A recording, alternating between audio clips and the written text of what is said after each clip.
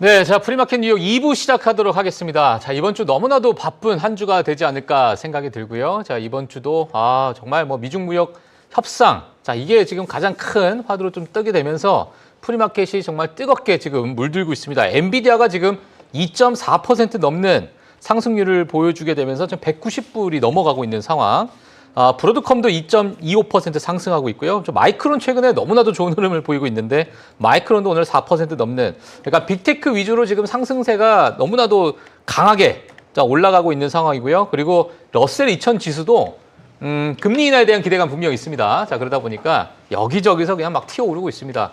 자, 이러한 시장이 프리마켓 또는 우리 장중까지 또 넘어갈지 지속적으로 저희가 업데이트를 좀 해드리도록 하겠습니다. 자, 오늘 월요일 날 아마 많은 분들께서 기대를 하고 계신 저희 테이번님과 함께 월요일 오늘 한번 밤을 뜨겁게 한번 장식을 해보도록 하겠습니다. 어서 오십시오.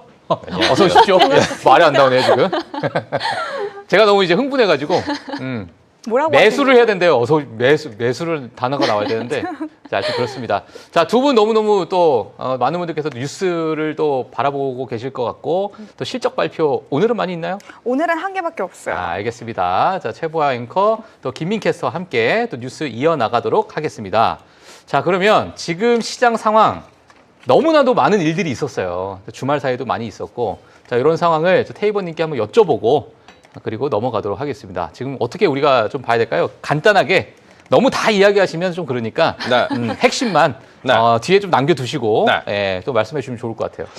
일단은 너무 좋은 호재가 이제 주말 사이 연속적으로 터져 나오는 상황, 그다음 미국과 중국이 협상을 할 수도 있을 것 같다라는 이야기. 지난 금요일 기준으로는 이번 10월 FOMC 이번 주죠. FOMC에서 이제 QT 종료 선언까지 나올 거다라는 예상이 나오면서 시장은 이제 유동성 파티를 즐기고 있는 상황인데 여기서 요 차트를 하나 좀 보여주시면은 조금 불안한 포인트가 하나 있습니다.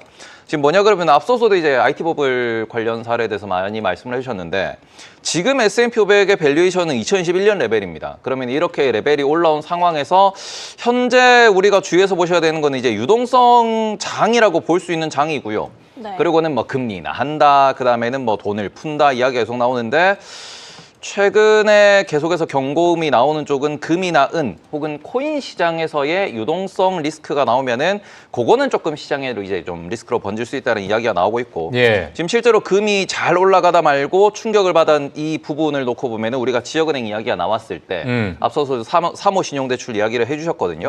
그 부분에서 지금 어딘가가 대출이 이제 펑크가 나고 있는 상황이고 어딘가에서 돈이 이렇게 좀 경화되고 있는 흐름 자체가 이제 망가지고 있는 모습을 보이면서 달러를 확보하기 위해서 금이나 은을 팔고 있는 모습도 일부에서는 관찰이 되고 있죠. 이런 부분에서 코인이나 금이나 은 같은 우리가 주식 외의 시장에서의 자산에서의 폭락이 오히려 시장을 자극할 수 있다라는 점.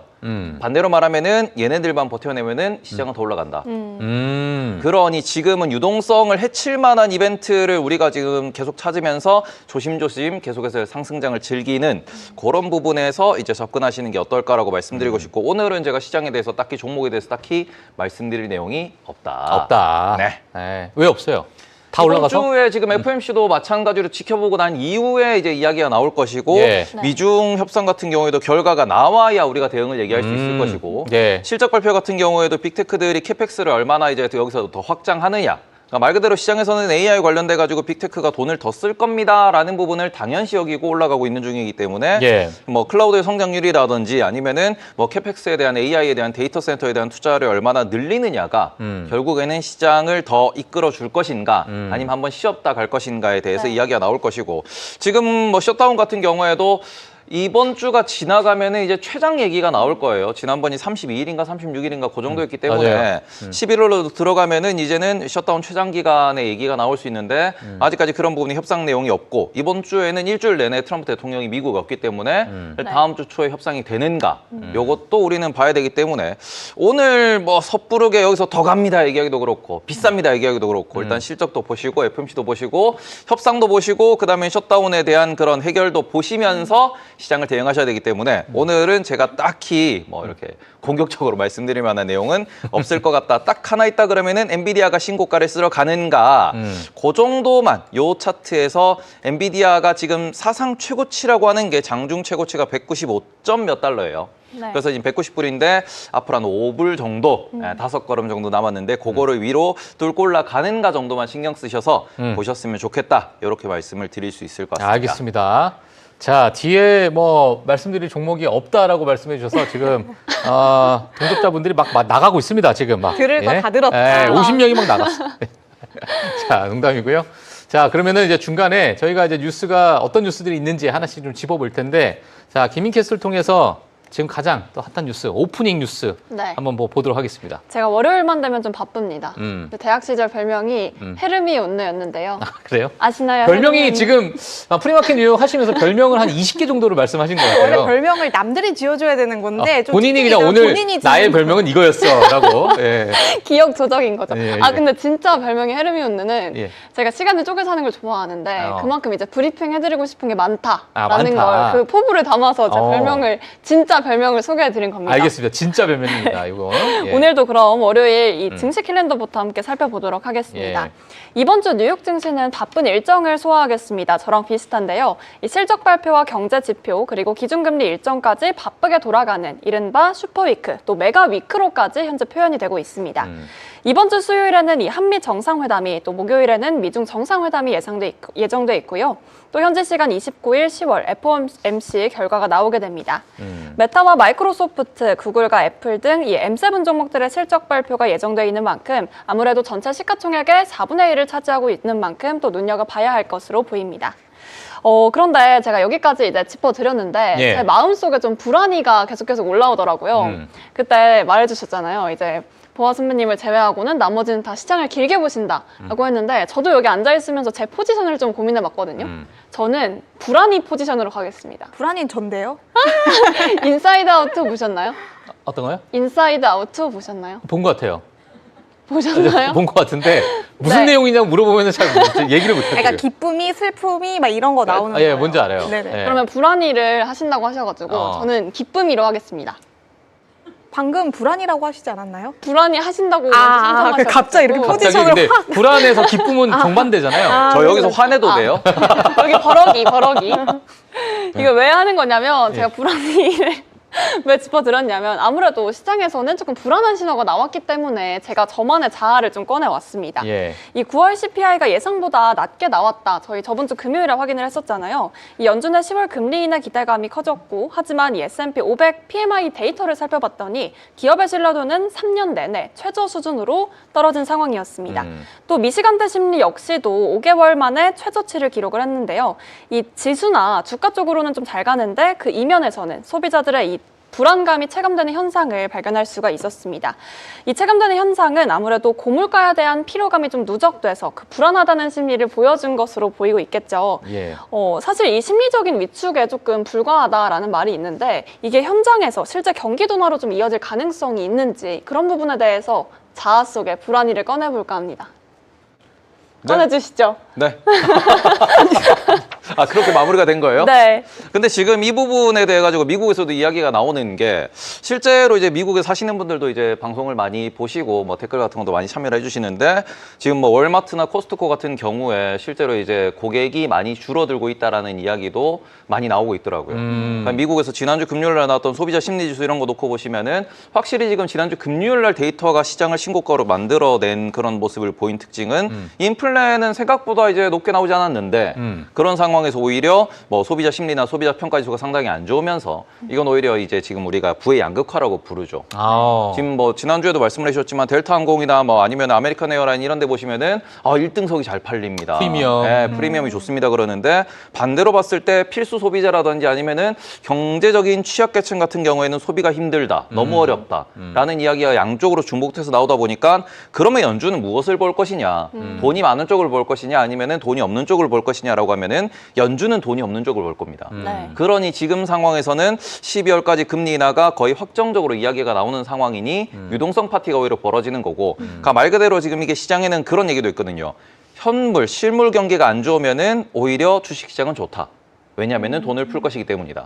그런 부분이 한쪽에서 지금 시장을 밀어올리는 부분이기 때문에 앞서 말씀을 해주신 거는 그렇죠. 실물 경제를 보면 분명히 불안한 게 맞습니다. 예. 근데 그게 오히려 시장을 밀어올리는 배드 지구수로 작동을 하는 게 지금 현재 시장의 분위기다. 아, 지금 상황이. 네, 예. 그렇게 보셨으면 좋겠습니다. 알겠습니다. 자, 그래서 지금 여러 이제 금리 인하에 대한 기대감이 분명히 지금 좀 있는 상황이고 여전히 뭐 여러 가지 실물 경제가 조금은 안 좋은 것이 이동성을 또 일으킬 수 있을 만한 그런 호재로 또 작용될 수 있다. 자, 이렇게 또 정리를 해 주시면 될 것 같습니다. 자, 그러면 저희가 뉴스를 본격적으로 방금 오프닝을 좀 해주셨고, 예, 뉴스를 하나 읽고 또 이야기를 좀 넘어가도록 하겠습니다. 좋습니다. 예. 이제 본격적으로 뉴스 소개해 보도록 하겠습니다. 예. 이 미국과 중국의 고위급 무역 대표단이 에이펙 정상회담을 또 이끌고 또 펜타닐 그리고 수출 통제 등 여러 지점을 논의한 끝에 예비 합의에 도달했다는 보도가 있었습니다. 이 주말 사이에 나왔던 뉴스들이 굉장히 많았는데요. 이 미국은 중국산 제품에 대해서 100% 관세 부과에 대한 위협을 사실상 철회했다는 내용을 밝혔고요. 이에 따라 중국은 또 대규모의 대두 구매를 재개하고 히토류 수출 통제를 1년간 유예할 것으로 보고 있습니다.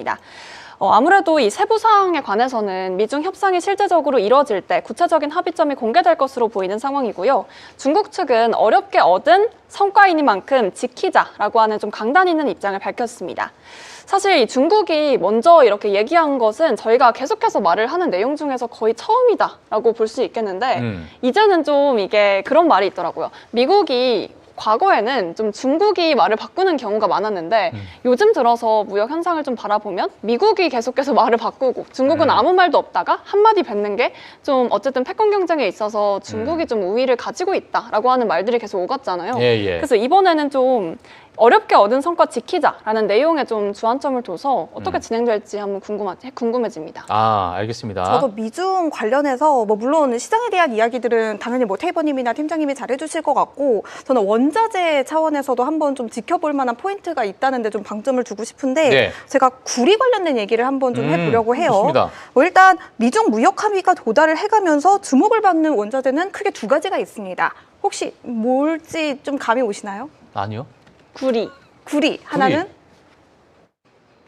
히토류? 원유죠. 원유? 유가. 제가 대표적으로 유가 그리고 구리 이렇게 두 개를 좀 짚어드리곤 하는데요. 원자재 중에요? 네, 원자재 중에. 여러분들과 오늘은 좀 구리를 함께 좀 살펴보면 좋을 것 같습니다. 예. 참고로 이 수치는 런던 금속거래소 LME 가격이라는 점을 좀 참고를 해주시면 좋을 것 같고요. 예. 구리 선물 같은 경우가 지금 끝도 없이 올라가고 있죠. 역대 최고가가 11,104달러 정도라고 알고 계시면 될 것 같아요. 제가 자칭 원자재 여신으로서 제가 사실은 요거를 공개할까 말까 고민을 했는데 제가 가지고 있는 이 원자재 추이를 정리한 요 표가 있습니다. 예. 제가 오늘 여기서 구리를 한번 꺼내보면 좋을 것 같은데 여러분들이 갑작스럽게 구리에 대해서 이야기를 한다면 구리 가격에 대해서 약간 좀 감이 안 오실 수 있잖아요. 네. 요 표를 보시면 요거는 제가 CG팀에 보내는 거예요. 전 저걸 읽고 있었어요. CG팀에 보내는 거예요. 요거는 좀 무시해 주시고 대충 보시면 10,000달러가 넘어간다라고 치면 꽤나 고점이라고 보시면 됩니다. 그리고 지난 8월, 5월 정도에 경신했던 최고가가 11,104달러니까 구리 가격이 지금 상당히 고점에 있다라고 좀 파악을 해두시면 될 것 같은데요. 지금 구리 가격이 다시 한번 역대 최고가에 가까울 정도로 좀 상승하는 모습을 보여주고 있습니다. 네. 많은 분들이 구리 가격이 왜 미중 무역 분쟁이 완화된다면 구리 가격이 왜 오르냐라고 물어보신다면 저는 이렇게 답을 해드리고 싶어요. 중국 같은 경우는 전 세계에서 가장 큰 산업국 중 하나입니다. 예. 미국과 중국의 그런 분쟁이 둔화가 된다라고 한다면 당연히 중국에서 이렇게 필요로 하는 그런 산업재 같은 경우들도 굉장히 많아질 거고요. 그렇죠. 또 미국과 중국이 양국의 경기 침체로 가는 그런 흐름으로 간다면 유가도 그래서 떨어지기도 하죠. 그런데 만약에 다시 한번 경기 회복의 길로 간다라고 한다면 구리뿐만 아니라 유가도 점점 더 상승 태클을 탈 수밖에 없을 것 같습니다. 예. 구리 가격은 올해 들어서 약 25% 정도 상승한 상태라고 하는데요. 지금 현재 3개월 내 최고치 수준을 잘 유지를 하고 있다고 합니다. 구리 관련해서는 계속해서 공급 문제도 좀 부각이 되고 있습니다. 제가 간단하게 단기적인 혹은 중기적인 차원에서의 공급 문제도 한번 좀 짚어드린다라고 한다면 캐나다 광산 기업인 테크 리소시스는 올해 생산 가이던스를 기존의 21만 톤에서 23만 톤에서 올해는 17만 톤에서 19만 톤 정도로 낮출 예정이다라고 하고요. 제가 얼마 전에 짚어드렸던 프리포트 맥무란 관련해서도 인니 구리광산에서의 사고가 있었습니다. 예. 그런 일들로 인해서 구리에 대한 공급이 다시 한번 계속해서 시장에 문제가 좀 되고 있다라고 보시면 될 것 같고 프리포트 맥무란 같은 경우는 올해 4분기 그리고 내년에 구리 생산에 큰 큰 차질이 빚어질 것이다라고 주장을 하고 있는 상황입니다. 예. 예상치로만 본다면 내년 생산량이 예상치 대비해서 35% 정도 더 낮아질 것이다라고 하니까요. 두 가지 요인들이 좀 혼재해 있죠. 공급이 부족하고 미중의 무역을 합의에 이르른다면 여기에 대해서 구리에 대한 수요는 더 높아질 것이고 공급은 더 부족해질 것이다. 구리 가격은 점점 더 높아질 것이다. 라는 차원에서 좀 이해를 해보시면 좋을 것 같습니다. 예, 알겠습니다. 자, 그래서 구리에 대해서도 지금 앞으로 저희가 좀 눈여겨보시는 분들은 이렇게 좀 체크를 한번 해보시면 될 것 같고요. 자, 그러면 사실 지금 히토류에 관련된 규제, 이 부분을 우리가 1년 동안, 지금 중국에서는 1년 동안 우리가 유예하겠다, 규제에 대해서. 네. 물론 그 1년이 완전히 우리가 뭐 유예하는 게 아니라 그 1년 동안에 재검토를 하는 시간이다라는 그런 어떤 이제 조항은 이렇게 넣어놨습니다. 근데 히토류에 대해서는 테이버님은 어떻게 좀 보고 계세요? 지금 왜냐하면 너무나도 전략적인 어떤 광물이니까 이게 과연 뭐 중국이 유예하겠다라고 해서 정말로 히토류를 그냥 그대로 내놓는 건 아니라고 생각이 들고 미국 입장에서도 히토류에 대한 투자는 여기서 뭐 중단할 것도 아니라고 저는 생각이 들긴 하는데 뭐 이러한 부분에 대해서 가장 시장에서는 가장 관심 있게 좀 봤기 때문에 히토류에 대해서 뭐 대두는 뭐 그 뒤에 좀 이야기를 해보면 될 것 같고 뭐 그 부분은 어떻게 좀 생각하세요? 히토류 유예를 주고 관세 유예를 받은 상황이기 때문에 지금 상황에서는 뭐 계속 말씀드리는 게 미국과 중국이 예. 이 분쟁을 여기서 끝낼 것이냐 네. 안 끝낼 겁니다. 그런 상황에서는 지금 미국이 한 2017년, 8년 정도가 되면 히토류를 뭐 호주가 됐든 캐나다가 됐든 자체 생산을 시작을 할 것이고 예. 그런 부분에 이제 체제가 구축되고 난 뒤에는 오히려 중국이 전 세계 혹은 미국에 끼칠 수 있는 영향력 자체가 줄어들기 때문에 그 전까지는 계속해서 반복적으로 이런 얘기가 나올 수밖에 없는 부분이다. 그러니까 히토류가 올해만 하더라도 벌써 두 번, 세 번째 규제가 들어갔고 그걸 또 풀어주고 유예해주고 또 다시 뭐 규제하고 풀어주고를 반복하고 있는 상황이다 보니까 예. 요거는 미국과 중국이 이제 계속해서 대치를 하는 상황 속에서는 어쩔 수가 없다. 그리고는 지금 그게 1년 유예라고 떴습니다. 네. 그런데 중국 측에서는 그거를 이번에 이제 오늘 아침에 했던 그런 이제 기자회견에서는 구체적으로 이야기하진 않았어요. 1년 유예라는 이야기가 베센트 재무장관 입에서 나왔지 맞아요. 중국 측에서는 베센트, 맞아요. 이야기가 명확하게 나오진 않은 상황이에요. 네. 그래서 그 부분에 있어가지고 이게 1년 유예라고 하지만 또 몇 달 있으면 또 히토류 얘기는 또 나올 것이다. 그래서 그런 부분에서는 지난번에 제가 여기서도 말씀드렸죠. 히토류 관련된 미국의 그런 주식들 같은 경우에는 지금보다는 또 지금 이렇게 화해 무드에서는 비중을 줄였다가 다시 이게 또 싸움으로 들어간다 그러면 또 급등을 할 것이기 때문에 약간 그런 식으로 정치 테마처럼 보자. 그러니까 지금은 약간은 화해 무드 분위기가 잡히고 있는 게 지금 현재 시장의 분위기고 반대로 다시 한번 이제 뭐 내년 상반기라든지 아니면은 분명히 내년도에 중간 선거라는 부분이 또 1년 뒤에 있죠. 1년 유예라 그랬어요. 예. 그러면 1년 뒤에 또 트럼프의 그런 선거에 대해서 멱살 잡으러 들어가겠다라고 하는 게 중국의 그림 중에 하나일 것이다. 네, 그러면은 중국이 계속해서 무기로 쓸 가능성이 있는 게 히토류이기 때문에 반대로 말하면 히토류 말고는 미국이 지금 당장 이렇게 좀 위협이라고 느낄 만한 포인트가 없기 때문에 그런 부분에서는 중국은 계속해서 히토류를 무기로 쓸 것이고 그러면 시장에서는 그런 얘기가 나올 때마다 출렁거리겠네요. 출렁출렁이 점점 폭이 작아질 수밖에 없어요. 지금 관세 같은 경우에도 오늘 아침이었을 거예요. 트럼프 대통령이 캐나다에 10% 추가 관세 맞아요. 얘기를 했어요. 시장은 반응이 없습니다. 캐나다라서 반응이 없었던 거 아닐까? 아니에요? 그것도 그런데 지금 우리나라 관세 같은 경우도 협상이 아직도 안 되고 있는데 오히려 코스피가 올라가는 모습을 보면은 어차피 해결할 것이잖아라는 뭐 타코가 베이스에 깔려 있는 부분도 있으니까 그런 부분에서는 시장 기준으로 놓고 보실 때 지금 이제 중국은 계속해서 이걸로 흔들려고 할 것이고 또 일각에서는 히토류를 안 흔들리면 오히려 코인 시장을 흔들 것이다. 그런 얘기도 있거든요. 일종의 음모론이긴 하지만 그런 부분에서 계속해서 중국이 이제 미국으로부터 뭔가를 얻어내기 위해서 혹은 미국과 협상에서 우위를 차지하기 위해서 향후 한 2, 3년 동안은 뭐 코인 시장이라든지 아니면은 최근에 금과 은 시장 같은 경우도 불안한 이유 중에 하나가 중국이 많이 들고 있습니다. 네. 이제 그런 부분에서 지금 금이나 은 혹은 뭐 밈스탁이라고 볼 수 있는 그런 시장에 대해 가지고 계속해서 중국의 뭔가의 발언들이 영향을 미칠 가능성이 있지 않을까. 그래서 이번 주는 좋을 것 같지만 또 다시 뭐 당장보다는 뭐 올해 하반기나 내년 상반기에 미국과 중국이 또 충돌하면은 그럴 때 금과 은, 코인과 밈스탁들이 중국의 발언에 의해서 흔들리는 모습을 보이지 않을까. 예. 히토류는 계속 싸울 겁니다. 알겠습니다. 그럼 그 히토류 관련된 이슈가 완전히 끝나는 시점은 트럼프 대통령 임기가 끝날 때인가요?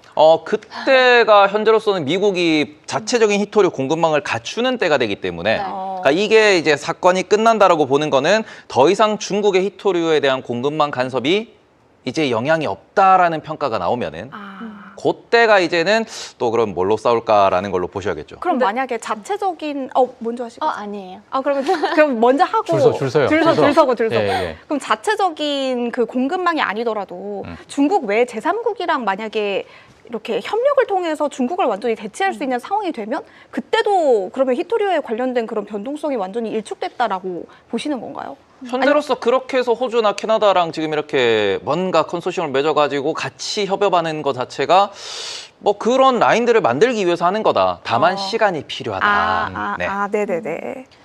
그 베센트 재무장관이 이제 1년이라는 기간을 딱 이야기를 했잖아요. 네. 근데 중국 입장에서는 어찌됐든 중간중간에 한번 이렇게 흔들어 둘 텐데 왜 여기에 대해서 명확한 시점을 밝히지 않았을까? 이런 것도 좀 궁금해지거든요. 어떤 시점이요? 그러니까 뭐 1년이라는 그런 거기에 대해서 네. 동의를 한다든지 네. 비동의를 한다든지에 대한 내용도 없었잖아요. 지금은 이게 정상회담의 사인을 위한 그런 이제 밑그림을 그려놓은 거지. 네. 요게 뭐 앞으로 무조건 우리는 약속을 했다 지키자 아니잖아요. 정치라고 하는 게 외교라고 하는 게. 그래서 그런 부분에서는 중국도 그냥 두루뭉술하게 하는 거고 미국도 언제든지 트럼프 보시면은 SNS 오늘 밤에도 나 중국에 200% 때릴래 이러면은 당장 때려지는 것이기 때문에 그런 부분에서 없는 말일까요?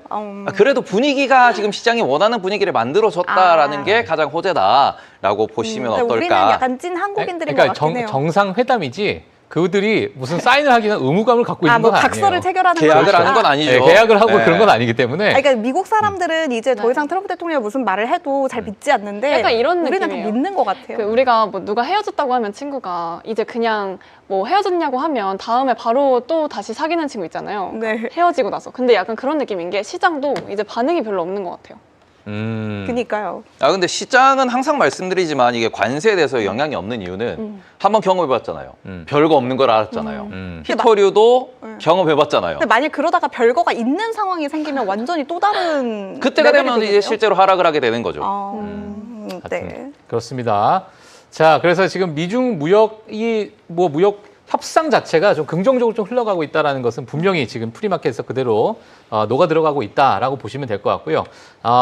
우리가 지금 프리마켓이 시장이 열리고 나서는 정말 뜨겁게 조금 달아올렸다가 지금 현재는 약간은 좀 주춤하고 좀 보고 있는 것 같아요. 시장 자체를 좀 보고 있는 듯한 느낌이 드는데, 자, 여전히 지금 뜨겁다라는 것도 좀 말씀을 좀 드리도록 하겠습니다. 러셀 2000 지수 히트맵을 보니까 지금 여기저기서 녹색불이 막 들어오고 있어요.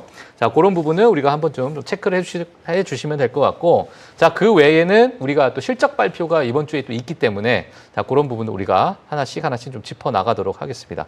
자, 그럼 오늘 종목을 하나 좀 볼 텐데, 최고 앵커 통해서 한번 들어보도록 하겠습니다. 오늘은 월요일이다 보니까 좀 비교적 잠잠한 것 같긴 해요. 그리고 오늘 대부분의 좀 굵직한 기업들은 장 마감 이후에 실적을 발표를 하기 때문에 장 전에 실적을 발표한 기업은 사실 큐리드 닥터페퍼 하나뿐인 것 같습니다. 요거와 함께 좀 구체적으로 살펴보면 좋을 것 같아요. 들어오기 전에 테이버님도 큐리드 닥터페퍼에 대해서 하시고 싶은 말씀이 있다고 하니까 제가요? 네네 했잖아요. 저하고 줄 서서 저번부터 계속 닥터페퍼 많이 얘기했잖아요. 그러니까 아까도 닥터페퍼 드디어 가네 하시니까 한번 좀 살펴보도록 할게요. 알겠습니다. 큐리드 닥터페퍼 여러분 제가 지금 이렇게 2시간 확대 개편되기 전에 저희가 1시간짜리 방송을 할 때 제가 진짜 여러 번 말씀드렸던 기업인 것 같아요. 제가 음료 사진까지 막 올려드리면서 닥터페퍼에 대해서 이야기를 했던 기업인데 실적이 오늘 나왔습니다. 3분기 실적이고요. EPS는 54센트, 매출은 43억 1천만 달러로 매출 같은 경우는 예상치를 웃도는 실적을 발표를 했고요. EPS는 예상치에 부합하는 수준이지만 주가를 보시면 대체적으로 시장에서는 좀 긍정적으로 반응을 하고 있다라는 쪽으로 좀 가닥을 잡아보시면 될 것 같습니다. 네. 관련해서 좀 구체적인 내용을 좀 보자면요. 일단 큐리드 닥터페퍼는 2025년도 연간 EPS 가이던스 같은 경우는 유지를 하겠다라고 했고요. 연간 매출 가이던스는 상향을 하겠다라고 발표를 했다고 합니다. 이 팀 코퍼 큐리드 닥터페퍼 CEO는 미국 음료 시장의 강력한 성장이 현재 보고되고 있다라고 했는데요. 여기서 우리가 생각나는 기업이 하나가 있죠. 얼마 전에 제가 코카콜라 실적 이야기를 할 때 미국 음료 시장에 대해서 한번 이야기를 좀 드린 적이 있었습니다. 이 코카콜라 CEO가 그 당시에 미국의 음료 산업이 생각보다는 지금 현재 좀 침체되어 있는 상황이기는 하지만 이전보다는 확연히 나아지고 있고 천천히 조금 회복해가는 그런 사이클에 진입을 하고 있다라고 좀 전해드린 적이 있습니다. 이 큐리드 닥터 닥터페퍼 같은 경우에는 제가 지난 8월일까요? 한 번쯤 이거 프리마켓 뉴욕 방송을 통해서도 전해드린 적이 있었던 것 같은데요. 일명 스타벅스를 이겨보겠다라는 슬로건을 좀 달아서 네덜란드의 커피 기업인 JD 피츠를 180억 달러에 매입한 적이 있었습니다. 네. 이 합병 후에 좀 유의미한 사업부 분리를 통해서 변화를 모색하겠다라고 큐리그 닥터페퍼 측은 이번 실적 발표를 통해서 좀 공시를 했다라고 하고요. 이러한 방안 같은 경우는 신중하게 모색을 하는 중이다라고 입장을 표명을 했다고 합니다. 뭐 구체적으로 탄산음료나 에너지 음료 부문의 매출은 전년비 14.4% 증가로 꽤 잘 나왔다라고 보시면 될 것 같고 커피 부문의 매출은 전년비 1.5% 증가로 그렇게 높지는 않았습니다. 여기에 대해서 시장에서는 인플레이션에 대해서 큐리그 닥터페퍼 측이 대응책을 내놓은 것에 대한 그런 비용적인 부담이 조금 들어갔을 것이다라고 분석을 하고 있다고 하고요. 다만 그럼에도 불구하고 커피 생산량이 좀 줄어들면서 여기에 들어가는 금전적인 부담이 좀 줄어들면서 전반적으로 매출 자체는 상쇄를 해주며 1.5% 상승으로 좀 집계가 된 것으로 보여지고 있습니다. 네. 전체적으로 좀 잘 나왔다라고 보시면 될 것 같고요. 주가도 뭐 점점 상승폭이 좀 커지는 모습입니다. 막 실적이 나왔을 때는 한 4, 5% 정도 상승이었는데 지금은 거의 9%에 가깝게 좀 상승 탄력을 받아가고 있으니까 이 흐름이 개장 이후에까지 이어지게 될지도 좀 지켜보실 필요가 있겠죠. 네. 알겠습니다. 태희번님께서도 큐리그 닥터페퍼가 드디어 간다라고 얘기를 하시던데 네? 해주세요. 왜 뒤에서 얘기하시고 여기서 안 하세요? 이게 닥페 같은 경우에야 최근에 아까 말씀해 주신 것처럼 M&A를 발표하고 난 이후에 급락을 했어요. M&A 발표하고 난 이후에 급락하고 현재로서는 실적이 그 시장에서 좀 우려했던 부분이 뭐냐 그러면은 보통 M&A라고 나면은 감가상각이 들어가고요. 그러니까 이번에 실적에서도 보시면은 매출은 가이던스를 상향을 시켰다라는 거는 돈 잘 벌 겁니다. EPS 같은 경우에는 예상치를 유지한 이유가 그럼에도 감가상각이라는 부분이 있으니까 그래서 우리가 주주환원을 건들 수도 있습니다라는 부분이 시장에 조금 우려가 됐던 부분이고 그게 아니다 그러니까 지금 복귀하고 있다라고 볼 수 있는데 차트 요거 띄워주시면은 최근에 이게 박스권을 만들던 배당주죠. 배당주들은 다 박스권을 만들어가지고 옆으로 횡보하고 있는 상황이었는데 거기에서 현재 이렇게 급락을 했습니다. 그러면서 약간의 우려 섞인 그런 급락이 나와서 30불 초중반대에서 20불 중반대까지 떨어졌어요. 거의 30% 정도 폭락을 한 상황이었고 그걸 지금 이게 V자로 반등을 하는 모습이고 현재로서는 EPS 혹은 주주환원 측면에서 큰 손실이 없다라고 큰 수정이 없다라고 하면은 현재 시장에서 바라는 그런 이제 차트상으로 기술적으로의 반등은 30불 초중반대를 이야기하는 거라고 볼 수 있을 것 같습니다. 네. 그래서 이거는 약간의 정상회로의 복귀 노이즈에서의 이런 해소 요 정도로 보시면 될 것 같아가지고 요거는 지금 좋은 장에서 수급까지 들어가면은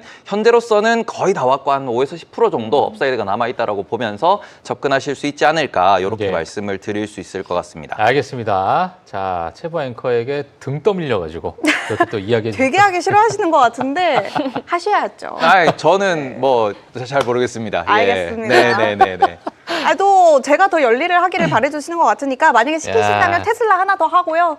아니면은 넘겨드릴게요. 최보 앵커가 이제 잔인해졌어. 사람이 오늘 가죽 잠바 입고 오더니만 약간 저승사자 느낌도 들기도 하고. 출연료 받았으면 해야죠. 그렇죠. 알겠습니다.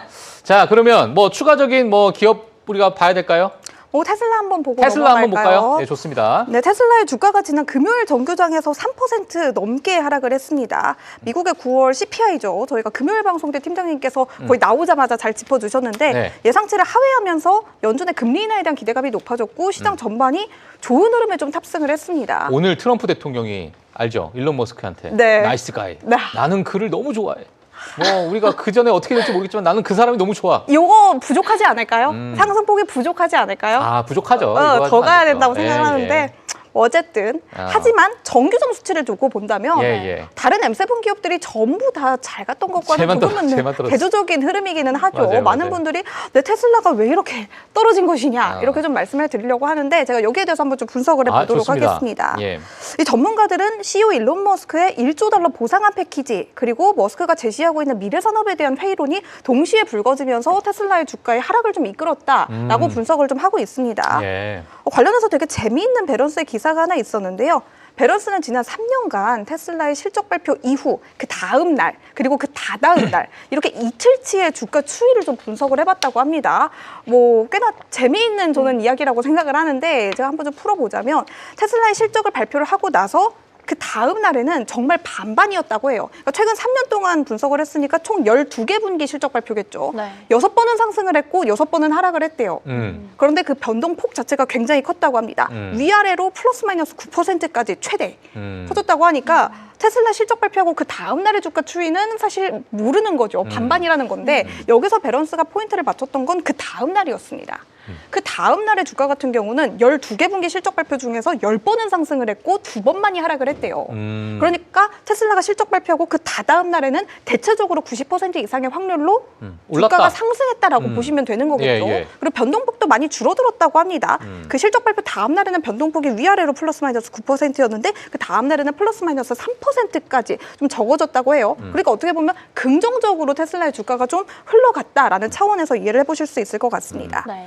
다만 이번 주가를 보시면 테슬라의 실적이 발표하고 나서 이거래일 뒤에 주가를 보시면 급락을 했습니다. 여기에 대해서 밸런스는 좀 이례적인 흐름이다라고 지적을 하고 있는데 여기에 대해서 머스크가 제시하고 있는 휴머노이드 로봇, 뭐 AI, 로보택시 같은 부분들이 투자자들이 여전히 우려를 표하고 있기 때문에 실적 발표에 대한 그런 이후에 반등했던 부분을 모두 지우고 이렇게 낙폭이 커지고 있다라고 좀 평가를 하고 있는 것 같습니다. 네. 이 머스크는 이번 테슬라의 실적 발표 이후 투자자 그리고 애널리스트와의 질의응답 현장에서 자신은 반드시 1조 달러 규모의 보상한 패키지를 받아야 한다라고 주장을 했다고 합니다. 밸런스의 표현을 빌리자면 좋게 말하면 설득을 했고 나쁘게 말하면 강제적으로 반협박을 하는 듯한 느낌이었다라고 표현을 하고 있다고 하는데요. 자신이 미래에 해임될지도 모르는 불안감 속에서 나는 대규모의 로봇 군단을 운영해 나갈 수가 없다. 나에게 테슬라를 완전히 움직일 수 있을 만한 엄청난 강력한 파워를 주어야만 내가 이런 것들을 실현시킬 수가 있다라고 표현을 했다고 합니다. 같은 이렇게 데자부 현상처럼 어디선가 들었던 것 같은데 지금은 이제 로봇 군단이잖아요. 네. 그 전에는 로보택시였던 것 같고 그 전에는 전기차였던 것 같은 그런 생각이 계속 드네요. 그러니까 머스크가 예, 예. 투자자들이 학습 효과가 있다는 거를 좀 자꾸 잊고 있는 것 같아요. 협박만 하면 된다고 생각을 하는 건지 어찌 됐건 지금은 X로 이름이 바뀌었지만 과거에는 이름이 트위터였죠. 머스크가 2022년에 트위터를 매입을 하기 위해서 대규모의 테슬라 주식을 좀 매각한 적이 있었습니다. 그렇기 때문에 머스크의 지금 테슬라의 지분은 약 13% 정도에 불과하다고 해요. 예. 이 머스크는 세션 말미에서 자신이 미쳐 날뛰어도 해고를 하지 말아야 한다는 아니지만 그것이 아니라면 자신에게 완전한 그런 파워를 몰아주기를 바란다라는 표현을 사용했다고 합니다. 예. 그래서 나름 구체적인 수치를 제시를 했다고 하는데 그 지분이 20% 중반대라고 해요. 맞아요. 그러니까 자기가 최소 20% 중반대 지분을 갖고 있어야 한다라고 좀 호소를 했다고 보실 수가 있겠죠. 지금 또 뭔가 운명의 장난처럼 지금 최고 앵커가 테슬라에 대해서 얘기하니까 테슬라에 대한 속보가 나왔습니다. 방금. 뭘까요? 너무 궁금하네요. 지금 속보가 나왔는데 제발 좋은 거기를. 뭐라고 나왔냐면 테슬라의 이사회 의장이 네. 만약에 급여 패키지 테슬라 일론 머스크의 급여 패키지가 승인이 되지 않는다면 우리는 테슬라 입장에서 일론 머스크 CEO를 잃을 수 있다. 아이고. 라고 이사회 의장이 얘기를 했어요. 지금. 저도 동의해요. 그리고 그거 승인이 안 될 확률이 저는 거의 없다고 봐요. 그래서 아니, 이렇게 뭐 강하게 말하는 강하게 거예요? 말하는 게 아니에요. 지금 이게 11월 6일인가요? 그때가 주주총회가 11월 6일인가 5일인가 둘 중에 하나인데 하여튼 뭐 지금 약 한 일주일 정도 남아 있는 상황이고 지금 요 상황이 뭐 시장에서는 이제 이사회부터 시작해서 이 네. 의장 저는 이 이사회 의장이 예전부터 인터뷰를 꼭 주주총회 전에 해요. 꼭 해요. 꼭 항상 하면 머스크 편이죠. 늘 일론 머스크 편을 들긴 했어요. 그건 늘 있었기 때문에 저는 뭐 또 나와서 또 이런 말씀하셨구나. 근데 이런 생각이 들긴 머스크가 하는데. 사실 이번에 이렇게까지 강력하게 나 받아야 된다라고 했으면 사실 안 받으면 진짜 약간 쇼맨십 차원에서라도 나 안 할래, 나 나갈래 해도 좀 그럴 수도 이상하지 있죠. 않은 상황이기는 해요. 네, 그럴 수도 진짜 있는데. 잃을 수도 있어요. 일론 머스크는 지금 테슬라 말고 재산이 너무 많기 때문에 그러니까 안 해도 되죠, 사실. 예, 그래서 뭐 XAI도 IPO를 준비를 하고 있는 중이고 어쩌면 스페이스X에 네. 몰빵하는 게 더 나을 수 있어요. 본인이 정신적으로 거기에 더 건강해질 수도 있어요. 사실상. 그니까요. 아까 데자부 현상 말씀해 주셨는데 네. 사실 이게 그 최고의 남자다 이렇게 말을 한 트럼프 대통령의 말을 좀 빌리자면은 둘이 뭐 비슷한 것 같아요. 계속 하는 방식이. 이런 계속 뭐 타코성의 발언을 일론 머스크 쪽에서도 이렇게 볼 수 있지 않나. 비슷한 흐름으로 머스크가 가고 있는 것 같아요. 조금 더 낫지 않을까요? 머스크가 좀 낫다? 네. 이거 지금 핫해요? 네. 알겠습니다. 아무튼 제가 조금 예. 내용이 남았는데 네. 밸런스 기사 마저 좀 알겠습니다. 분석을 예, 마무리 해드릴게요. 좀 좋을 것 같아요. 네, 이번 1조 달러 보상 패키지 전에 머스크에게 지급하기로 한 보상 패키지는 현재 미국 델라웨어 법원에서 심리 중입니다. 앞서 이 보상 패키지를 델라웨어 법원은 이거를 무효화하는 방안을 좀 판결을 내렸고 여기에 대해서 테슬라가 상고를 했죠. 그렇기 때문에 다시 한번 델라웨어 법원 측은 테슬라의 주장에 대해서 같은 이슈에 대해서 다시 한번 좀 테슬라의 주장을 좀 검토하고 있는 중입니다. 월가에서는 델라웨어 법원에서 항고를 기각하더라도 이번 1조 달러 보상안 패키지는 주주총회에서 일부 반대에도 불구하고 거의 99%의 확률로 통과가 될 것이다라는 쪽에 좀 손을 들고 있습니다. 일단은 테슬라 강세론자로 정말 유명한 웨드부시의 댄 아이브스 애널리스트가 압도적인 지지로 이 1조 달러 보상안 패키지는 통과가 될 것이다라는 쪽에 좀 손을 들어주고 있고요. 바클레이즈 애널리스트 댄 레비 역시 머스크가 전시 CEO로 그러니까 평시 CEO가 아니라 전시 CEO로서의 역할을 다 해주기만 한다면 테슬라의 고성장은 무조건적으로 가능하다라는 입장을 좀 남겼다고 합니다. 그러니까 1조 달러 보상안 패키지의 결과가 나오는 날, 그러니까 11월 6일이 테슬라의 주가가 다시 한번 재도약하는 계기가 되는 날이다라고까지 좀 표현을 했다고 하는데요. 이 주총을 기점으로 테슬라의 주가는 다시 한번 상승 랠리를 타기 시작할 것이다라고 낙관을 했다고 하고요. 이뿐만 아니라 투자자들이 정말 많이 그동안 요구를 했던 거죠. 머스크가 본업에 집중하기를, 테슬라의 사업에 집중을 하기를 그렇게 원하는 그 계기가 실현시켜지는 그 날이 될 것이다라는 점까지 좀 말을 했다고 하니까 예. 이러한 부분에 대해서 우리가 테슬라의 주주총회, 또 1조 달러의 보상안 패키지 사실은 어느 정도 기정사실화가 저는 되어 있다고 생각을 하는데 여기에 대해서 실제로 어떠한 방식으로 흘러갈 것이고 주가 추이가 어떠한 방식으로 이루어져 갈 것인지 또 머스크가 약속했던 대로 만약에 이 보상안 패키지를 자신이 받게 된다면 미래 산업에 대해서 얼마만큼 구체적으로 그러한 그림을 좀 실현시켜줄 수 있을지 이런 차원까지도 좀 면밀하게 살펴보실 필요가 있겠죠. 예, 알겠습니다. 자, 그래서 지금 뭐 일론 머스크에 대한 이야기, 사실 그 1조 달러 패키지가 쉽지가 않잖아요. 아니, 왜냐면 너무 천문학적인 숫자잖아요, 이게. 그쵸. 물론 그 안에 들어가 있는 여러 가지 요건을 채워주는 그것도, 야, 이게 과연 달성 가능할까라는 생각도 들긴 하는데, 네. 그 급여 패키지라는 그 금액 자체가 워낙 천문학적이다 보니까, 지금 기관 투자자들을 그러니까 자문하는 그런 기관에서도, 야, 이거 무조건 막아야 된다, 이런 이야기가 있고, 과거에서도 사실 그 주주 패키지 때 정말 반대하는 세력도 너무너무 강했었고, 또 찬성하는 세력도 너무너무 강했기 때문에, 그때 당시에 테슬라의 주주총회가 엄청나게 미국 증시에서 가장 큰 빅 이슈로 또 있었던 그런 상황이고, 이번에 이제 11월 5일인가요? 11월 6일 날 아마 이 주주총회가 일어날 것으로 좀 보여지는데, 이것도 아마 큰 이제 빅테크 실적 발표 이후에 또 가장 큰 빅 이벤트가 아닐까 이런 생각이 좀 듭니다. 자, 여기에 오늘 트럼프 대통령이 그래도 우호적인 얘기를 했기 때문에 또 웬일로? 예, 테슬라 일론 머스크에 대해 우호적인 얘기를 했기 때문에 뭐 이런 부분이 또 어떤 영향을 미칠지 우리가 한번 지켜봐야 될 것 같은데, 테슬라에 대해서 테이버님은 어떻게 좀 보고 계세요? 테슬라는 말씀드려도 될까요? 여기서? 안 될 건 뭐죠? 일단 차트를 먼저 띄워주시면은 네. 일단 테슬라 같은 경우에는 지금 박스권입니다. 박스권이고 이게 신고가를 간이 많이 왔다 갔다 하고 있는 상황인데, 여기에서 지금 가장 중요한 거는 일론 머스크가 이번에 보상안을 받는다라고 하더라도 당장 받는 것도 아니고요. 그리고는 선결 조건에 있어서 시가총액이라든지 그런 것들이 있다 보니까 여기에서 현재 회사가 대충 한 5배 정도 더 성장을 해야 된다. 그런 기준이 있는데, 거기까지 이제 언제 올라간다라는 거는 달성만 하면 되는 거니까. 그래서 그런 부분에서는 최근에 오픈AI랑 이제 AMD가 맺었던 계약이 있죠. 그래서 주가가 어디까지 올라가면은 너희한테 어느 정도 10% 정도의 지분을 주겠다, 이런 거랑 비슷한 조건이라고 보시면 됩니다. 그럼 AMD는 샘 알트먼에게 지분을 주는 것이고, 그리고는 테슬라 같은 경우에는 일론 머스크한테 지분을 주는 것이고. 그것도 맞는지 모르겠어요, 사실. 이게 지금 참 희한한 딜인 것 같아요. 미국 시장의 가장 핵심이 되는 거죠. 예. 이 기업이 성장을 하기 위해서, 올라가기 위해서 보상을 해준다. CEO가 잘하면은, 그래서 목표를 달성해서 주주들이 다 행복하면은 너한테 우리가 큰 선물을 줄게. 그러니까 열심히 일해. 라고 하는 건데, 이런 스톡옵션이라고 볼 수 있는 거죠. 워런트라고 표현을 하지만, 이런 스톡옵션 제도를 통해 가지고 이제 같이 잘 살자라고 하는 거지만, 현재 상황에서는 테슬라가 이제 차트를 보여드린 이유는 위아래 옵션쟁이들의 옵션 놀이터다. 그리고 실제로 실적 발표 직전에 나왔던 보고서 그때 보시면은 우리가 이제 10월 22일이죠. 이때 보시면 그때 뉴스 보실 때 450불에서 500불까지 옵션 트레이더들이 엄청나게 많이 참여를 했다라고 했지만 결국에는 지금 박스권 못 뚫고 지금 이렇게 누워 있는 상황이거든요. 네. 우리가 짧게 보시면은 결국 테슬라가 로봇에서 또 중국이랑 경쟁을 해야 됩니다.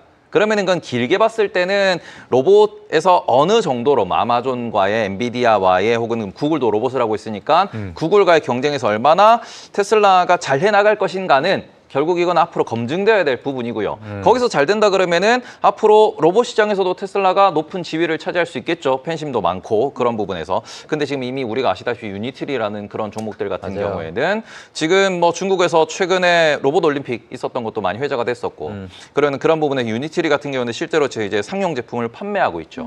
거기에서 테슬라가 얼마나 경쟁에서 성공할 수 있을 것인가, 이길 수 있을 것인가는 차후의 문제고 짧게 보시면은 여기에서 위아래 옵션 트레이더들의 전쟁으로, 레버리지 트레이더의 전쟁으로 위로 뚫리냐 아래로 뚫리냐가 오히려 테슬라는 더 중요한 부분입니다.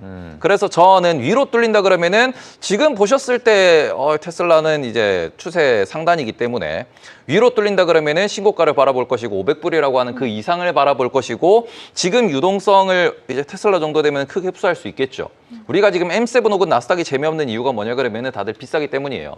밸류에이션이 비싸다. S&P 500이 지금 2021년도에 PER 22배, 24배까지 올랐다라고 얘기를 하니까 여기서 더 올라가면 우리의 기준은 IT 버블, 닷컴 버블 밖에 없죠. 그럼 닷컴 버블에서 PER 40배까지 올라간다라는 부분에서 지금 S&P 500 9천 얘기 나오고 11,000 얘기 나오잖아요. 그러면은 그 올라가는 과정에서 M7이 크게 올라갈 수 있을 것인가 그러면은 밸류에이션이 있죠. 근데 그 밸류에이션이 없이 갈 수 있는 종목은 테슬라입니다.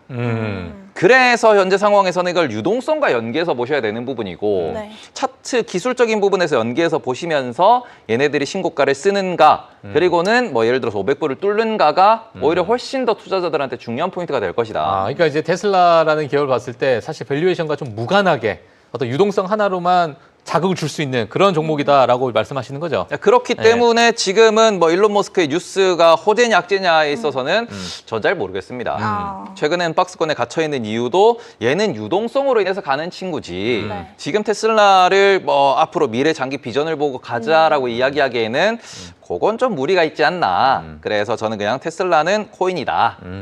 유동성 코인으로 보고 접근하셨으면 좋겠다. 이렇게 말씀을 원래 드리고 테슬라 싶습니다. 별로 안 좋아하시잖아요. 저는 일단은 무조건 숫자가 있어야 되기 때문에, 그쵸. 저도 지금 여기 밑에 빨간 선을 그어놨습니다. 이게 뭐 기술적으로 보더라도 현재 상황에서는 250불에서 300불 정도라 그러면은 매수를 고민해 볼 수 있는 가격대라고 생각을 해요. 250불에서 300불이요? 네. 저는 300불이 오면은 뭐 테슬라를 긍정적으로 보고 지금 여기서는 좀 모아가도 되지 않을까요? 이제 워낙 전 세계에서 많은 관심 있는 투자자들이 이제 주식을 보유하고 있다 보니까 그 수준에서는 투자한다라는 게 합리적이라고 생각을 하지만 여기서 투자하겠다라고 하는 거는 둘 중 하나죠. 도박을 하겠다. 인생을 한번 걸어보겠다라고 들어가는 거기 때문에. 너무 많이 기다려야 되는 거 아니에요? 아니 근데 이게 작년에도 올해 초에도 기회는 분명히 있었습니다. 흰구. 아니, 그걸 제가 그리고- 못 찾았을 뿐? 뭐라고요? 그걸 제가 못 찾았을 뿐. 어떤 걸요? 기회를요. 기회를요? 작년 같은 경우는 저도 실제로 이런 이제 장기 추세선을 놓고 보면서 트레이드도 했었고요. 네. 그리고는 이런 부분에서 이 정도면은 우리가 좀 고려를 해볼 만한 가격대지 않을까, 차트이지 않을까라는 부분은 기술적으로 말씀을 드린 적도 많지만 지금은 아니다. 지금은 아니다. 욕심이다. 저거보다 좋은 종목들 많다. 네. 오히려. 네. 너무 고점이다. 이런 것도 네. 있고. 알겠습니다. 자, 테슬라 바라보시는 분들은 아마 참고를 좀 해주시면 될 것 같고요. 또 오늘 또 어떤 뉴스가 있는지 또 하나씩 또 짚어 나가도록 하겠습니다. 네. 제가 한번 오늘 테이버님 나오셨으니까 네. 오늘은 질문 한 가지 드리려고 하는데요. 무서운 질문입니다. 트렌드를 잘 아신다고 생각하시나요? 제가요? 네. 저 잘 모릅니다. 전 주식밖에 모르시나요? 몰라요. 네. 그러면은 주식 관련된 트렌드니까 한번 질문 드릴게요. 빅반전이 뭔지 아시나요? 네? 테이머님 빼고 저희는 다 알거든요. 빅테크 반도체 전이 뭘까요? 맞춰주세요. 증구지요. 전력이요. 전력이요? 네. 네, 모르시는 걸로. 그래도 트렌드 많이 근접하셨습니다.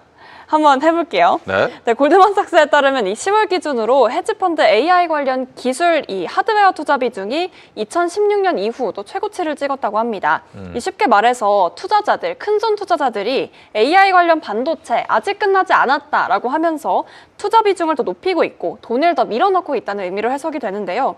특히나 9월 이후에는 전력주나 또 M7 같은 대형 기술주에 대한 비중을 줄이고 이 반도체와 장비주 중심으로 포트폴리오를 재편하고 있다고 합니다. 헤지펀드들이 이 경기 순환에 민감한 반도체 주식 매수를 늘린다는 것은 이 해당 분야에 대한 상승세가 더 이어질 수 있을 것이다라고 하는 신호로 또 해석하는 경우가 많다고 하는데요. 그런데 이 단기 과열이나 또 밸류에이션 부담 같은 리스크도 현재 안고 있는 만큼 헤지펀드들의 움직임을 어떻게 해석하면 좋을지 이 빅반전을 중심으로 함께 이야기해 보면 좋을 것 같습니다. 예, 알겠습니다.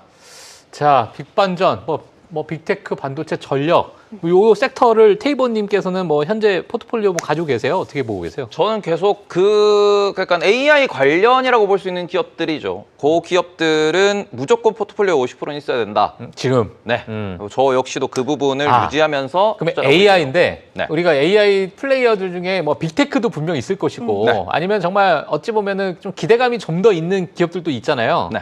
그 현금흐름이 좋은 빅테크를 좀 많이 50%를 두고 계시는 거예요? 아니면은 어떤 AI를 조금 사이즈로 보게 된다면? 저는 엔비디아 TSMC가 포트폴리오의 메인이기 때문에 메인이고. 네, 그런 부분에서는 저는 좀 더 보수적으로 엔비디아나 TSMC나 구글 같은 기업들, 메타 같은 기업들을 많이 말씀드릴 수 있겠으나 실제로 여기에 추가할 수 있는 건 마이크론, 브로드컴, AMD라든지 아니면 오라클도 마찬가지로 같이 들어갈 수 있을 것이고 비스트라라든지 아니면은 여러 전력 인프라 관련된 기업들도. 그러니까 저는 원전은 조금 무섭다고 생각을 하지만 원전. 데이터 센터 건설 관련된 기업들이나 차라리 아리스타 네트워크나 ASML 이런 기업들 반도체 관련된 장비도 그렇고 통신 네트워크 장비도 그렇고 이런 것들은 무조건 50%는 있어야 된다.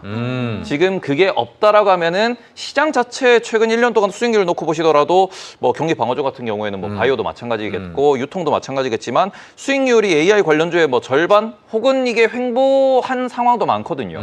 그러니까 지금은 투자를 한다 그러면은 최소한 50%는 무조건 AI 관련주에 있어야지만 이제 올바른 투자다라고 생각을 하고 있습니다.